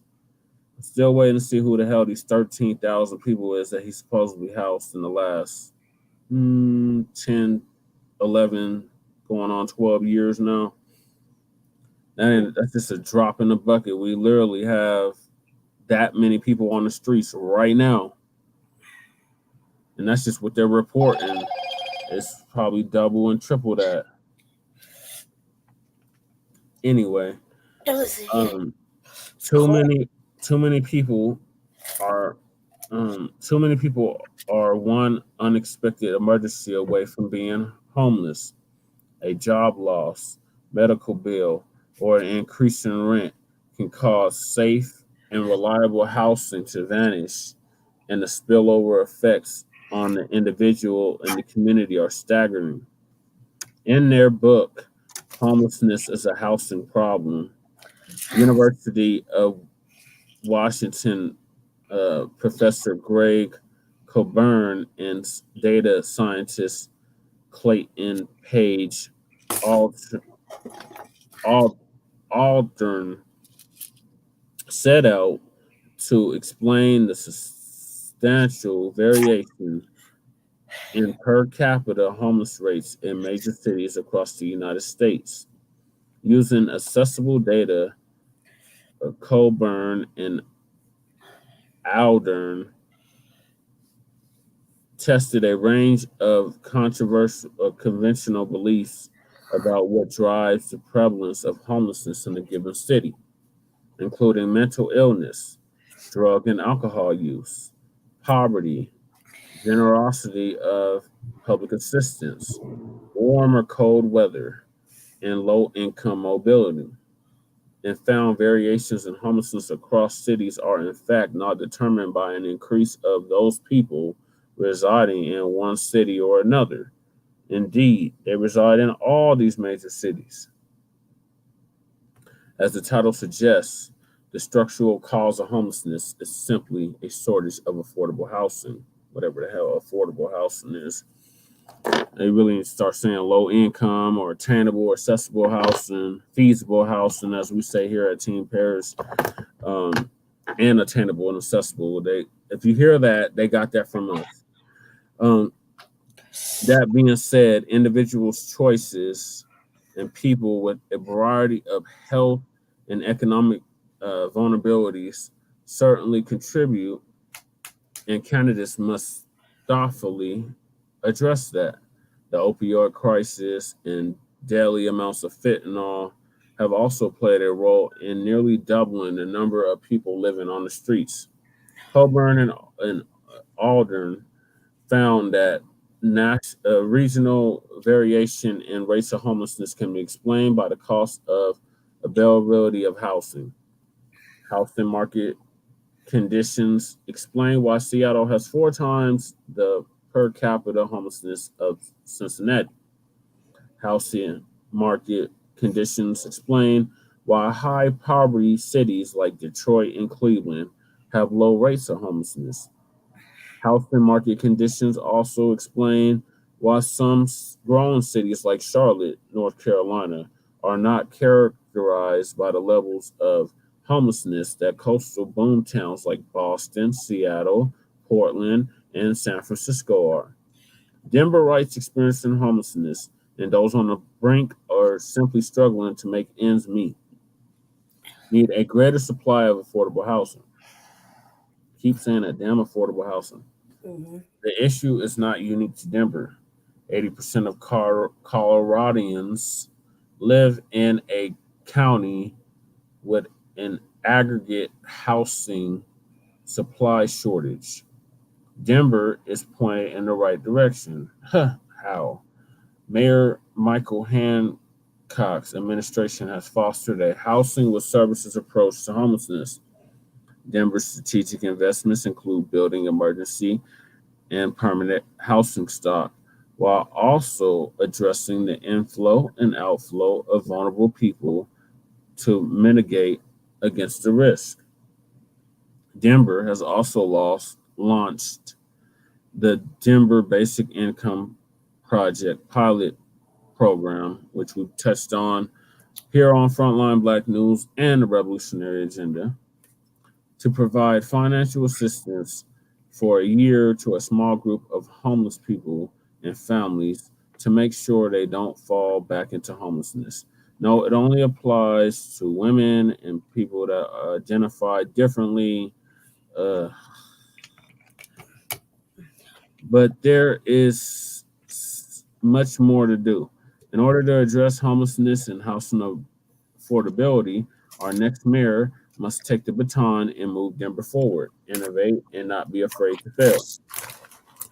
The next administration will be forced to allocate scarce resources amongst competing interests, made even more challenging by a broken federal immigration system.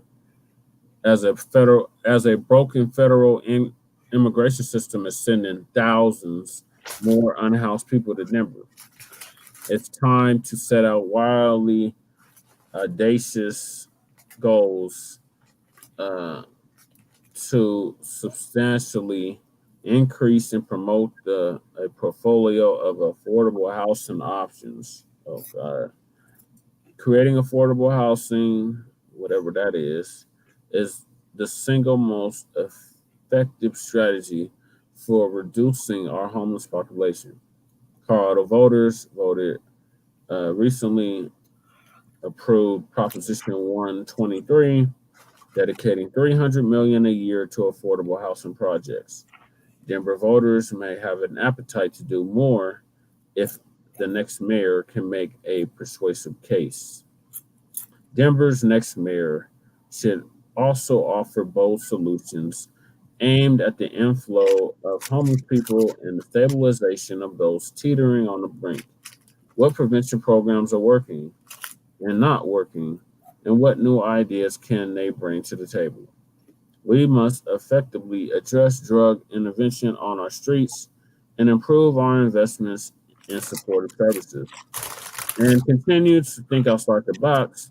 For example, can we expand the Denver Basic Income Project pilot program to more homeless people and families, as well as provide rental assistance to those who desperately need it so that they can avoid homelessness?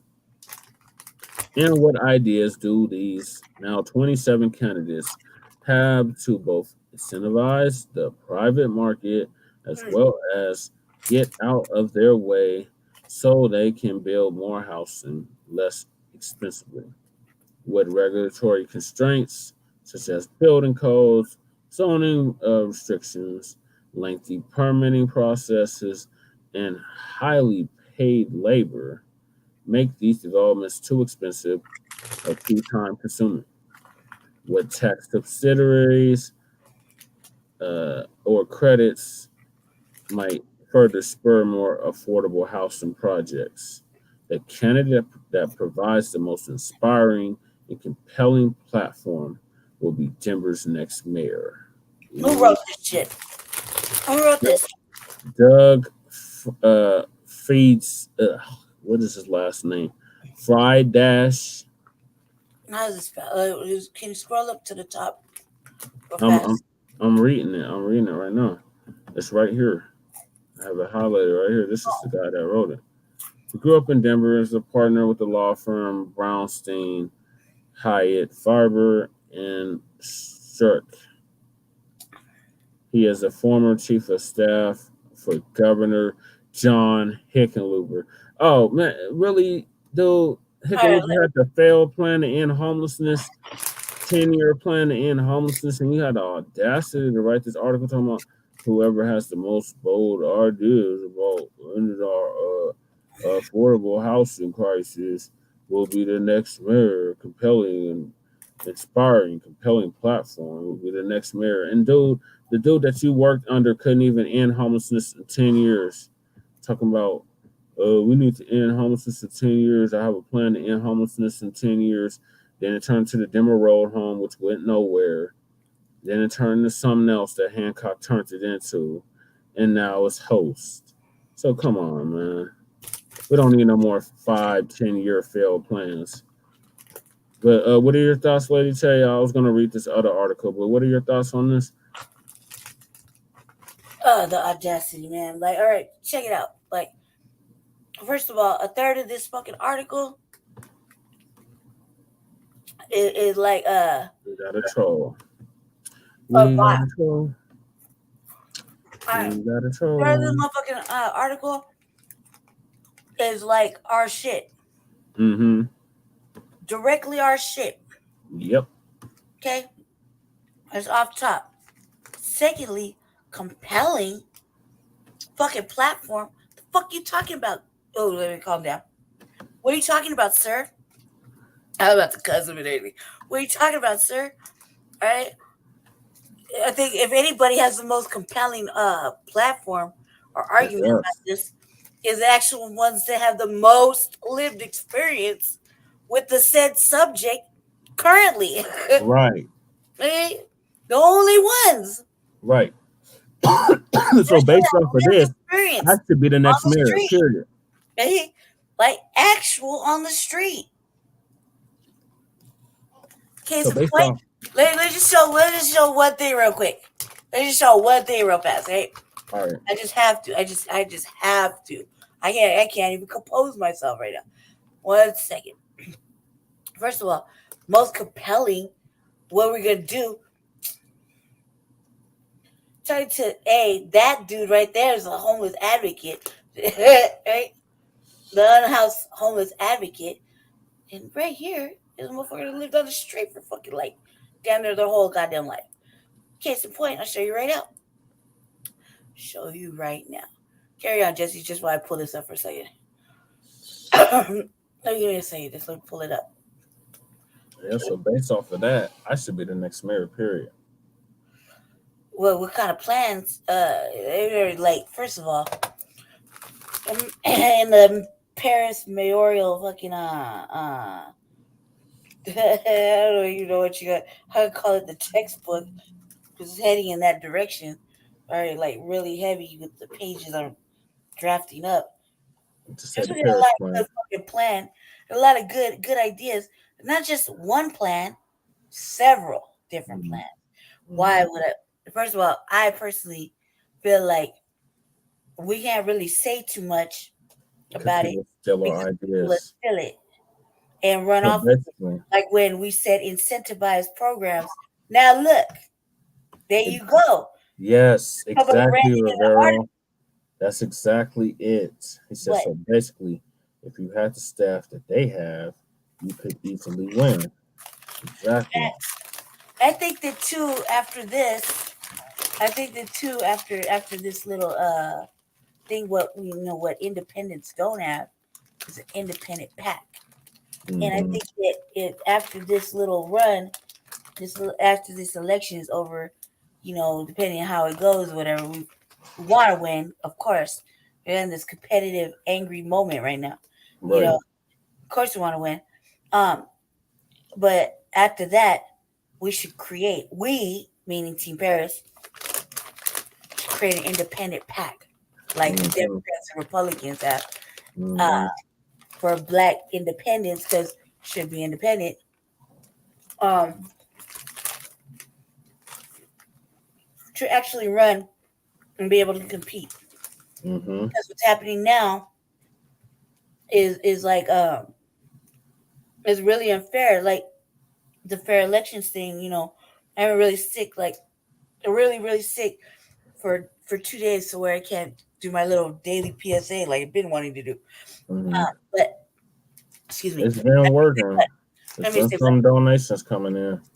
In that being said, you know, that the fair elections basically made it out to be like, you have to do this and this in order to debate. And that right there is the nonsense.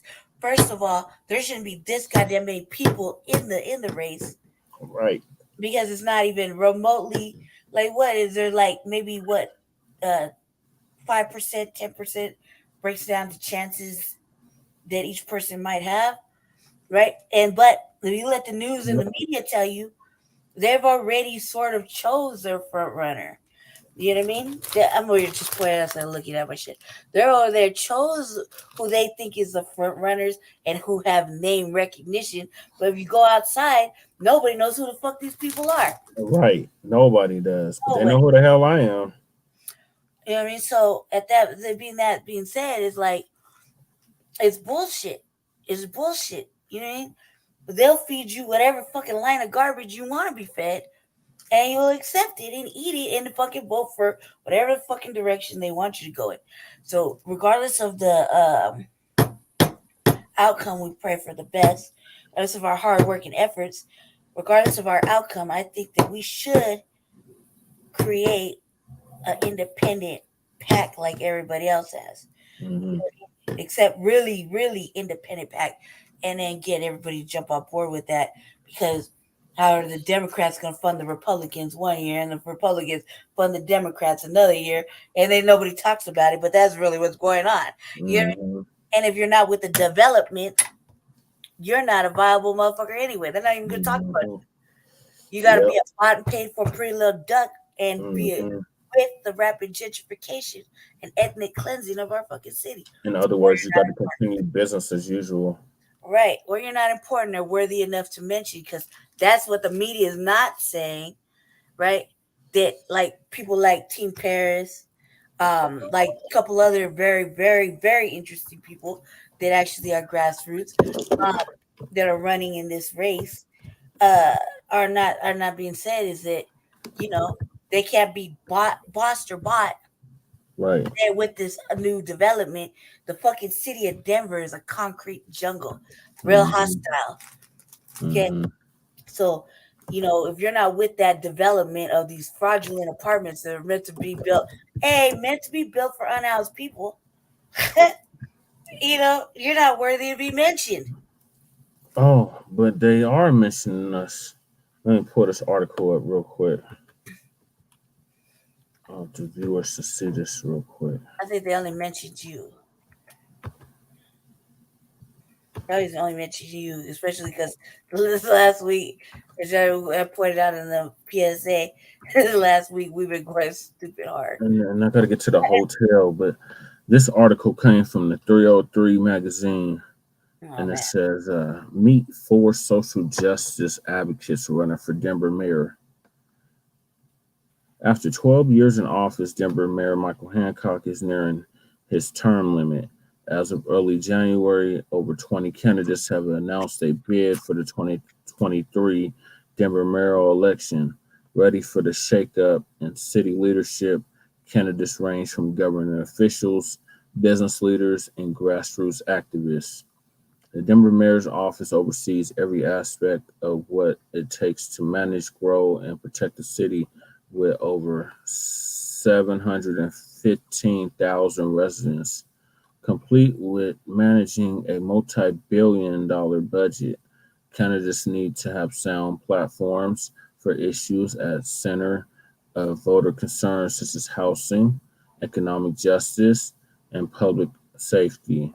303 magazine spoke with 4 social justice advocates running to be the next mayor, featured in descending academic alphabetical order. Okay, I don't want to read what fucking Leslie said. We all know who the God.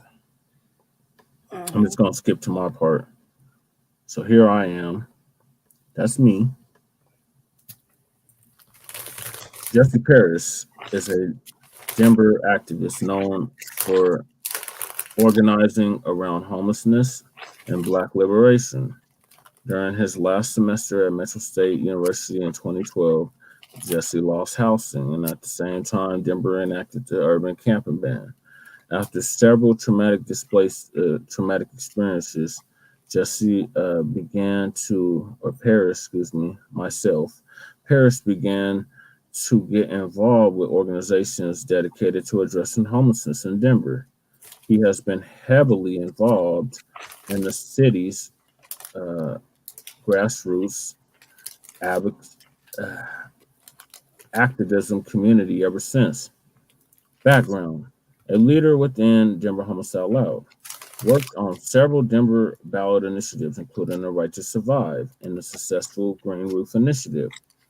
Worked with Black Stars Action Movement for Self-Defense. That's my pop's organization, Chairman Sekou. Member of Occupy Denver. He has a bachelor's degree in criminology and criminal justice from Metro State Denver. This is what I said. I have been personally affected by bad policies such as the urban camping ban. I was banned from the area campus for 8 years as a result. Denver is in a state of emergency. I feel that only people who have experience with the societal ills in this city are the ones who can solve those problems. And that's what I said. He wants to, how he plans to serve as Denver mayor. Repeal Denver urban camping ban as a first step toward addressing homelessness. Defunding and abolishing the Denver Police Department. Installing a community-based trauma-informed agency to perform core responsibilities of ensuring public safety. Creating a reparations office within the city to implement the distribution of reparations in the form of housing, land. I did not say that, but they're putting words in my mouth, but I didn't say in the form of housing, land, home ownership, and debt forgiveness. I literally said cash first and then this other stuff, but that's neither here or there. They're going to put their spin on whatever it is I said. I view the office of mayor as being responsible for social justice. As mayor, I would practice true justice, which guarantees no one is mistreated by the color of their skin and ensures that those that need the most constructive help in the city get it. That's code. Yep. That's codified. Behavior. That's a codified statement, codified behavior. Yep. What sets me apart. And notice who I'm above. I just want y'all to notice that real quick. Look who I am above in this article. Stupid because it's just I was like, you should want to see him, at least debate him. Paris has an in-depth experience in grassroots organizing. You actually gotta read that shit? No, this is me. I'm reading about me. I'm above him. I haven't gotten to him, and I'm not going to get to him. Paris has a depth of experience in grassroots organizing, working on several independent, yet I did not say interconnected issues. They're just adding shit now. He anything that we say has been involved in movements directed at addressing homelessness, poverty, reparations, and police accountability. Famously, he has also attended nearly every weekly city council meeting for 6 years. I am the only Black first candidate. I am running for mayor out of moral conviction and love for my city and its people. Denver has a rich Black history, and I want to make Denver a city where Black people not only survive, but thrive, which they are not currently able to do in the mile high income city. I have integrity and credibility in the streets, and I have empathy and compassion for those that are suffering the most in the city, said me. All right, stop sharing so I can share something. Share something real quick. I'm really sick, man. Hold on a second. This is another case in point. What I'm saying is like lived experience, right? So if anybody knows what lived experience look like, actually can talk about it, so they know how to change it. Be this motherfucker right here, right? This is Denver Post. Brandy Majors, 38 at that time, watches as someone helps her bag up her belongings. Denver Cruz cleaned. Is it Sharon? Yeah, Sharon. No.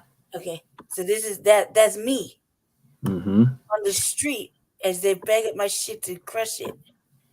Okay.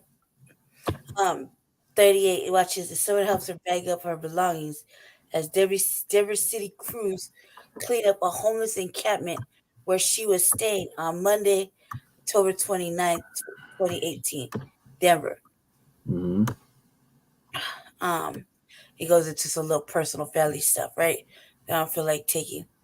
The people out here are my family. They're the ones who took care of me, right? Let's say that. And so we watch how this. It just goes into a little article, okay? I get into all of that, but like this, I was out there in the street, like still for like a long time after that, right? Yes. Real shit. So if anybody can speak on it and tell you what it like to get swept, it would be me. Like for real. And this is not the first. This was not even the first time. They're like this is like where they made a fucking scene. Yeah, I was really sick then. But I had no motherfucking shoes on. It was October. You see what I'm saying? Right outside the Samaritan house. Yep. So yeah, I think that if anybody can make a compelling argument on how to change the unhoused condition, it's us. Right. You know what I mean? So it's pointless to say, they need to see somebody make that argument because they're obviously not paying attention. But saying this shit for a long time. 2018, Yes. even before 2018. Yeah, like 2017, 2018. Oh. So now it's fucking ridiculous. Check this out though. Sorry, I'm like Asper. Go ahead. You just brought me to something that I did back in 2014. That's me. Working the show, his life matters. Disappears, sign twirler and activist. Yeah. That's me when I was 28. Said, read the whole article again. But basically, I said a lot of stuff in this article, y'all. I was saying they're not paying attention because it's right there, like right in front of their fucking faces of lived experience. And not only that, but like they've been avidly saying, look, shit needs to change and this is how you can do it. You know what I mean? Like that's a sad, that's a motherfucking tragedy, and then you wonder why Team Paris is so angry and aggressive verbally about the ignorance, the cognitive ignorance. Cognitive dissonance, yeah.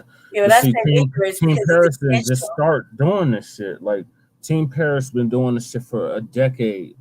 Like literally, like this article literally proves that you can't help but notice the young man standing for hours at a time on a busy corner in the heart of suburbia, twirling the Mexican food sign, head bobbing to the beat coming through his earphones. Hip hop, rap, soul, jazz, sometimes rock, he says. He became even more noticeable after the police officer in Ferguson, Missouri, shot to death 18-year-old Michael Brown. That's when he began wearing the shirts. I can't breathe. Black Lives Matter. I thought I might as well. Said me, 28 at the time. It's a platform, but this is what I really do.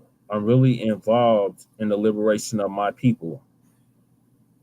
Harris knows to some he looks like he's out of place on that corner on the intersection of Broadway and County Line Road where Littleton, Centennial, and Highlands Ranch converge. People yell stuff, he said. I heard ends every day when I first started.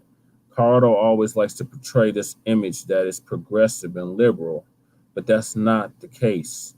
I was never a stranger to racism, but there was just something about it I couldn't comprehend. Why do they hate us?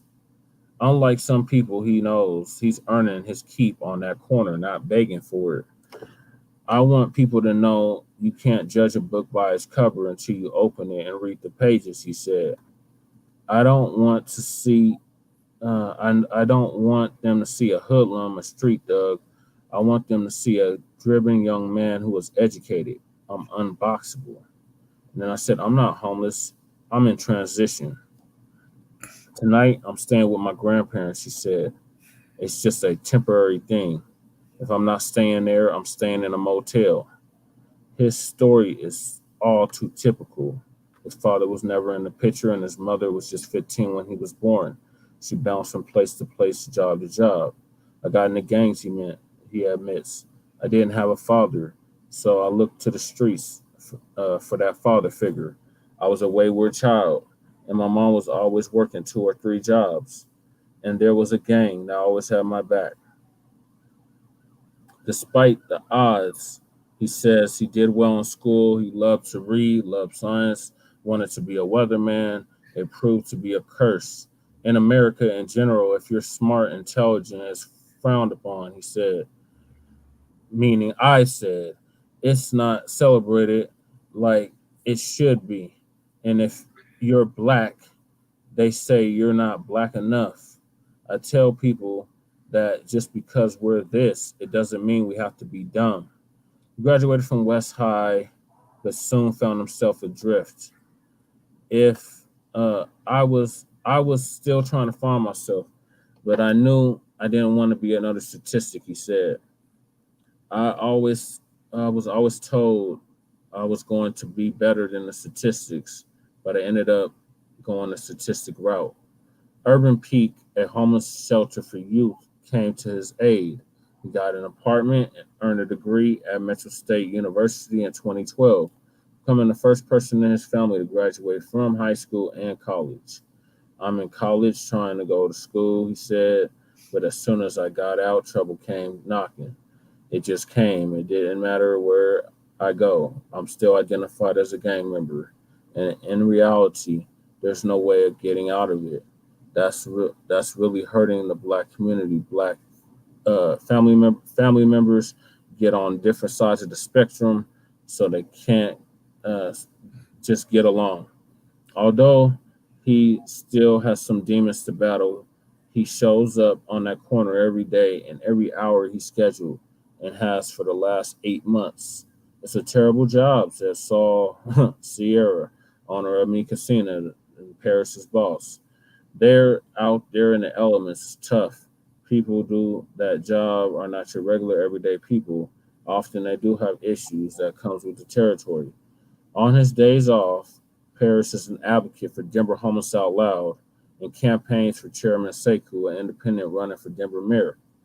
He hopes to eventually make enough to pay his debts, get a permanent home, and maybe go back to school to become the next Johnny Cochran. I'm defying the odds, he said, meaning I said. But the way I see it, I've been defying the odds for 28 years. And the way I see it, I've been defying the odds for 36 years now. So that I'm sorry, that just brought me to that. I just want to bring that up because a lot of people think I just started doing this. No, I've been doing this for quite some time now. But I have one more article I wanted to share.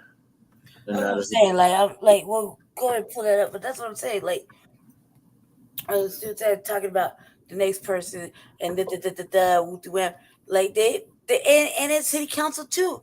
All the fucking work we've been putting in, that right there should have been enough. right.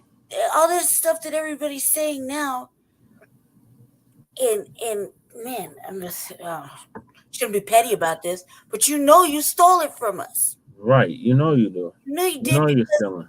like he was the first person he was the first candidate to go, like, well, I'll give you a perfect example.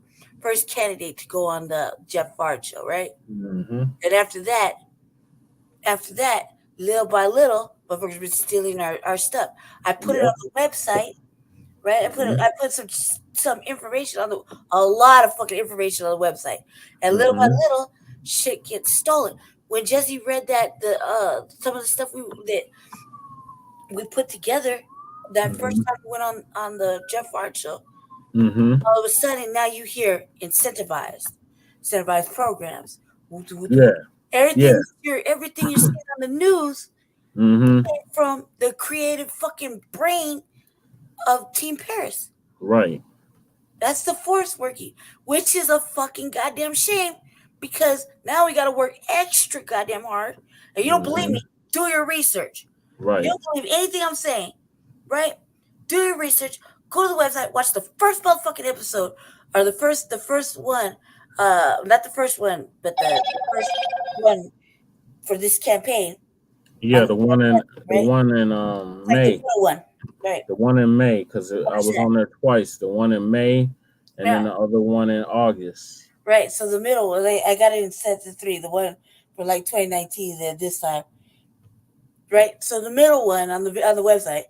I go watch that first, right? And then do your research and look at the newspaper for the last fucking 6 months, or the news for the last 6 months, and everything they've been reporting on, and tell me I'm a liar then. Right. You know they're still Really go review that. Really go review that, because everything that he read, right, was just a taste. It was like it wasn't even shit.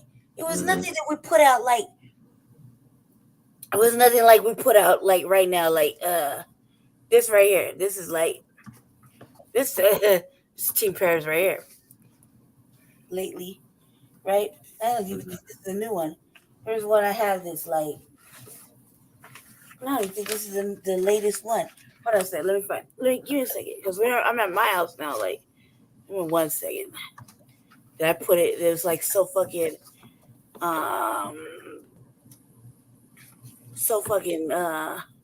informative. It was ridiculous. Like super stupid ridiculous. I think it's this one. Hold on. Oh, let me pull it. Little file, my little, kind of like my little section right here. It's so heavy. I think you got one over there. Yeah. The latest one. It looks like this, except there's more of this, more talking. Right? It's the brand new ones they made. Yeah.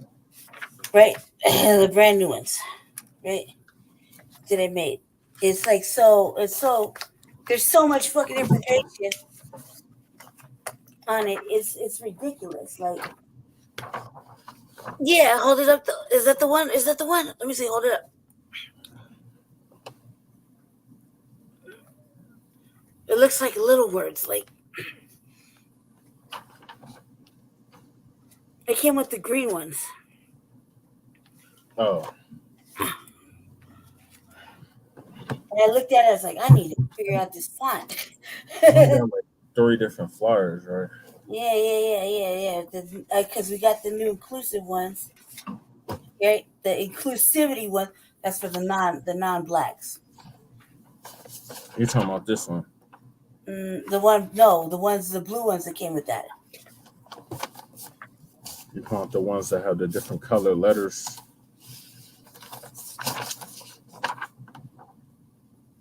No. It looks like this, except there's more paragraphs.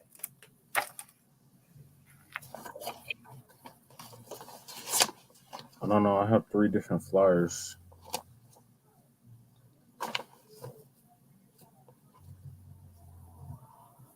I'm just about to tussle up, man.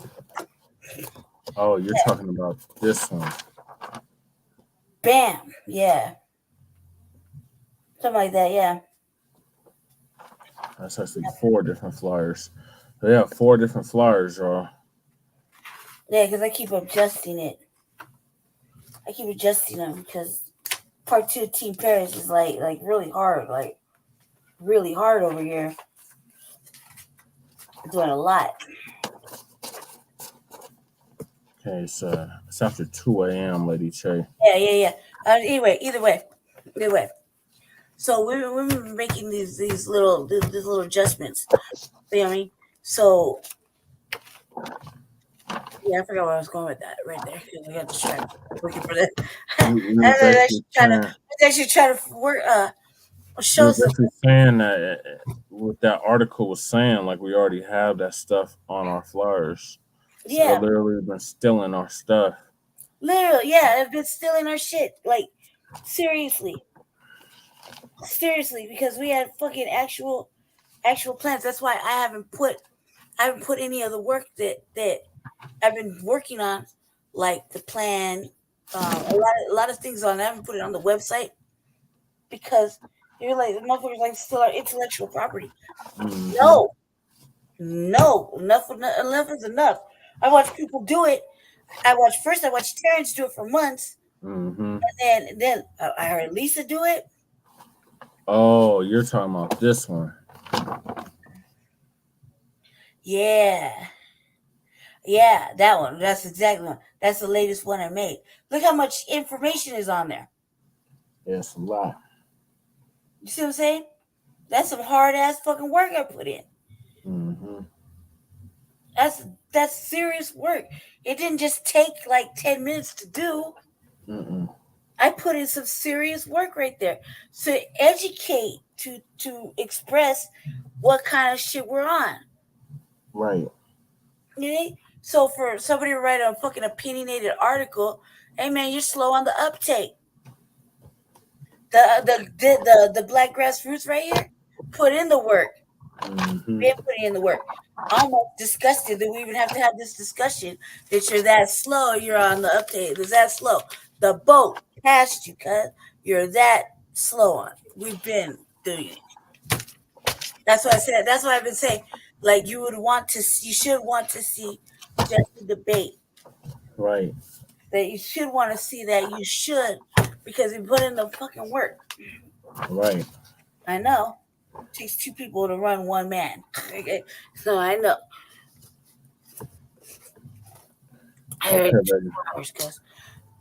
Okay, we're at 4 hours now. So I want to go over this hotel article and then we're gonna close the show out. All right. Thank you, Lady Che, for all the work that you put in this campaign.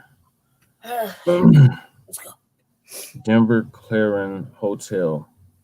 Oh, I gotta share the screen. Oh man, hurry up and fight. Thank you, Rivero, for sticking with us. Is he still with us? Yeah. Denver Clarion Hotel is to become transitional housing for homeless residents.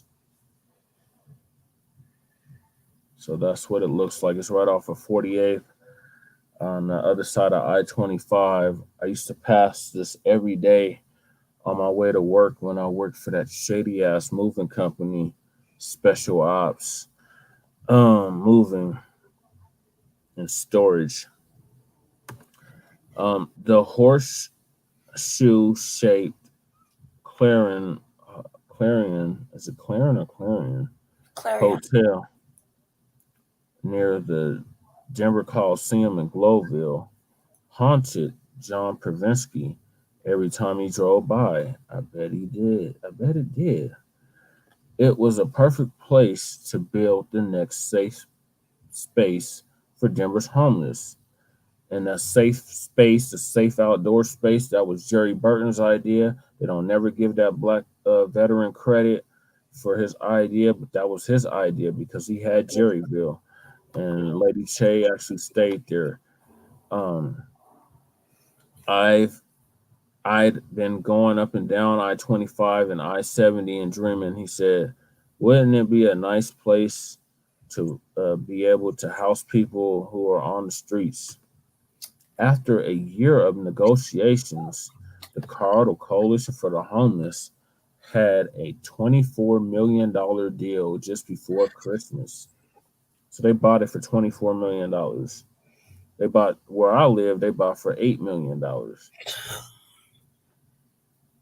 We finally convinced the owner to sell, he said. By mid-2023, the Clarion Hotel will become Renewal Village. The property at 200 West 48th will provide 215 units of transitional housing, the coalition's 21st such endeavor. The number of people it will service is second only to Coalition's Renaissance at Civic Center Apartments, which has 216 units at 25 East 16th, the former downtown YMCA building. That place is horrible, by the way. The multi-million-dollar price tag came from a variety of funding sources, including $10.6 million from the Colorado Department of Local Affairs, $10.4 million from the Denver Office of Housing Stability, or HOST, and nearly $4 million from Adams County, which is less than 1 mile away from the building. Per their agreement, 10% of Renewal Village residents will originate from Adams County. Pravinsky has walked through the Clarion property a number of times. One of the beauties of the building is it was built and used as conference facility. Pravinsky said, a full kitchen means freshly cooked meals for residents, and a large conference room can be used for on-site mental health and counseling and job training. Damn, I almost want to move there. They got a full kitchen. The coalition uses a housing first model, which does not refuse services for the mentally ill or those experiencing suffering from substance abuse. Pravinsky said there will be a robust security staffing. Oh, yeah. Sounds like Fusion Studios.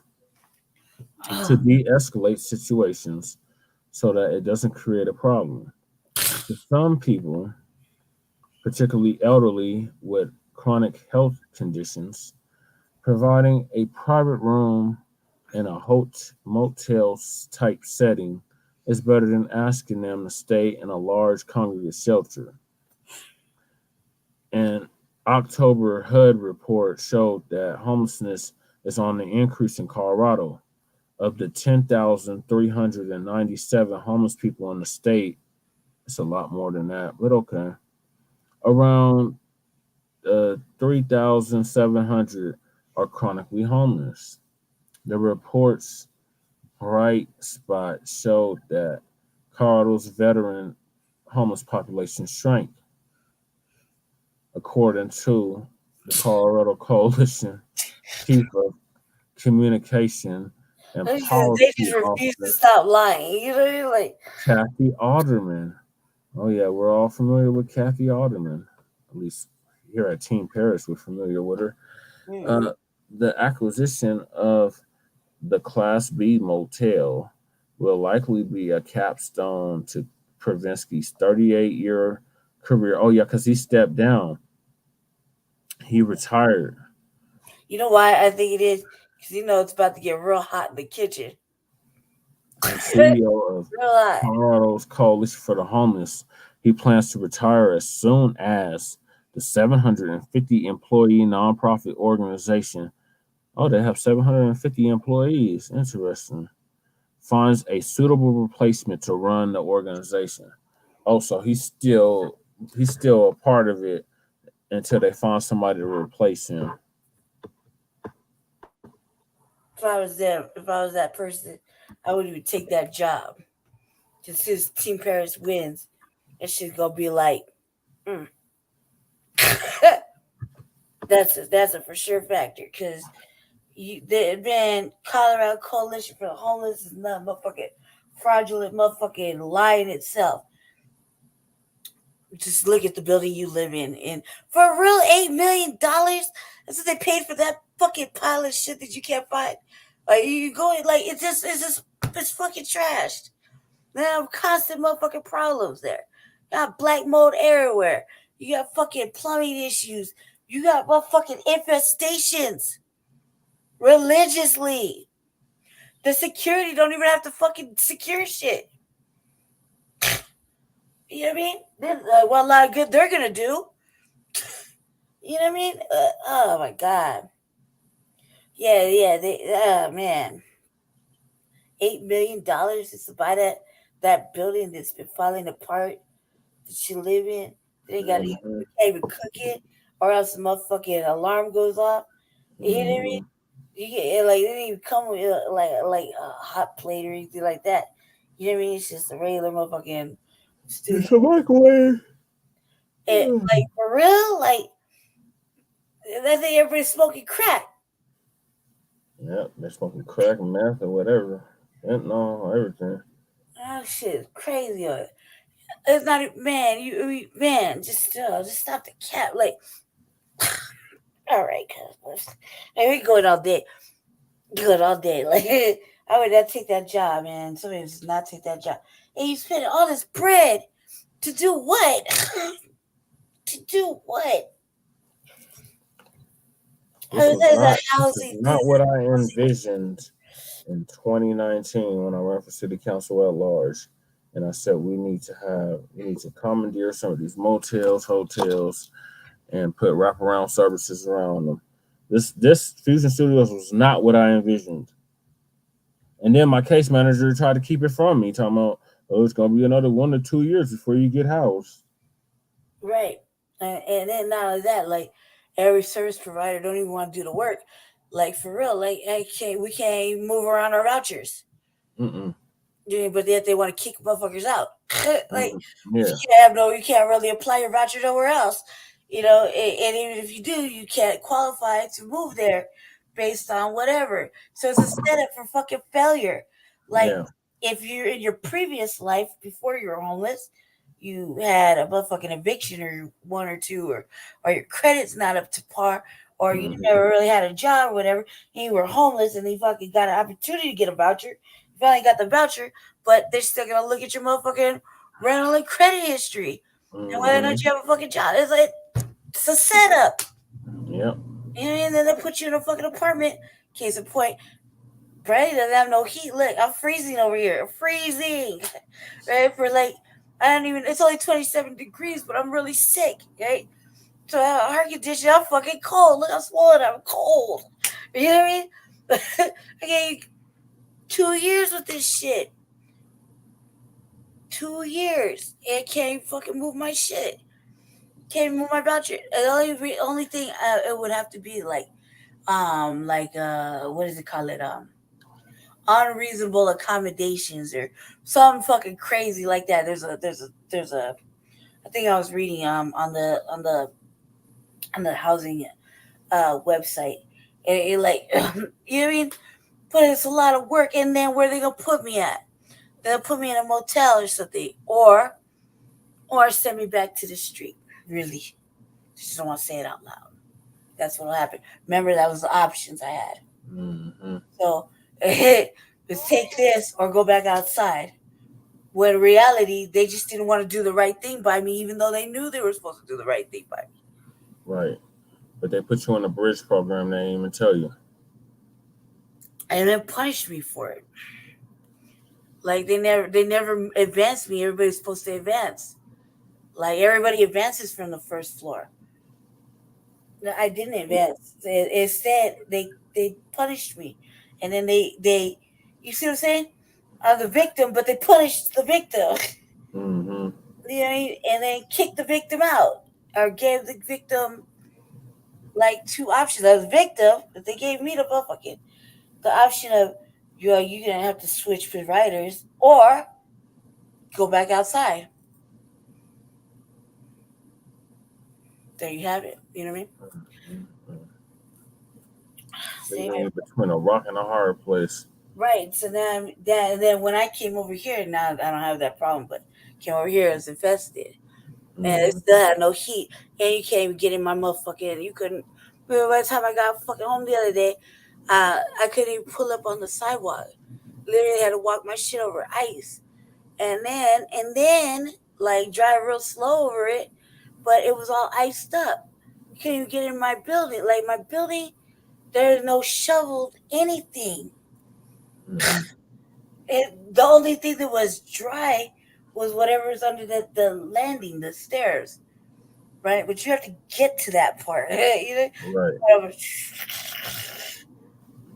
You know what I'm saying? It's like Yeah. they have responsibilities, but they're neglected. There's no reasonable accommodations for a motherfucker that's handicapped for real or whatever. Yeah, it's not ADA accessible. Like look what happened. Look what happened last week or whatever when the electricity went out because the little storm, right? The little storm. Yeah. The motherfuckers that were stuck on the second, third, fourth floor, who need the wheelchair and need the elevator, couldn't get out the building. No. Get off the floor. Like and we had a fire alarm go off, I believe. Right. Like for me, I had to go down. I was supposed to go downstairs to get my machine for my brother. Instead, I had to send you downstairs to go do it because I couldn't go down the elevator. It was shut off. I remember I had to go down the stairs because you had to go down the stairs, but you're an able-bodied man. You see what I'm saying? I could have went down the elevator, but the elevator didn't work after the electricity came on. It didn't work the next day. But you still say how many people were stuck. Mm-hmm. What if they needed food or groceries or whatever? Like me, I needed. If you weren't there, how would I have gotten my machine? That I recently they used to. This was all fucked up. Motherfucker, take your life source, and when they're negligent. Yeah, you know what I'm saying? Like it don't make no fucking sense. So they'd rather see you die than fucking be in compliance. Shit's fucked up, you know? Yeah. Okay. I just want to tell people stay black and dangerous and look out for everybody. And yes, that's all I gotta say right now. I'm cold. I can't even think straight. Yeah. So thank you, Rivero, for sticking with us this whole time. And thank you for all your support with the campaign. It's very much appreciated. Yes, very much. So, thank y'all for tuning into season 2, episode 41 of the Front Line Blacc News. We will not be back next week with a brand new episode because I have a whole weekend of the Landmark Forum. So we will be back the following week, which next week is actually my birthday weekend. So not next week. Next weekend is my birthday weekend. My birthday's on the 16th, y'all. So we won't have an episode on the 14th. Yeah, it's still considered my birthday weekend, 3-day weekend. We will not, and it's MLK Day. So yeah, it's technically a 3-day weekend. Yeah. We will not have an episode next week. So we will be back for the Frontline Blacc News. We'll be back the week of the 20th, 21st. So make sure y'all stay tuned for that. In the meantime, check out our other platforms, Shabaka's Black Experience Enhanced, Shout out to our West Coast correspondent, Shabaka Sankori, who was with us earlier. Check us out every Tuesday at 7 p.m. Mountain Standard Time. The call-in number is 516-418-5996. And press 1 and you'll be added to the queue. And also shout out to our anchorman, Ramel Understanding, who is a political prisoner in the Colorado State Mental Hospital. He is also part of the Front Line campaign. So he's one of the founders, if not the founder of Front Line. So you hear anything Front Line, no, they got it from us. And please donate to Lady Chase Cash App if you're able to. Support Shabaka's Black Experience Enhanced, and also support our other platform, The Revolutionary Agenda. I don't know when Lady Chase is going to do another episode, but it should be in this week, I would assume. So make sure y'all stay tuned for that. Let's do it. And like the day before. Ramel and Frontline Black News, thank you all for watching. Let's get it Black first and Black empowerment always. So peace, love, light, reparations, and Black empowerment. We're out. See y'all in 2 weeks.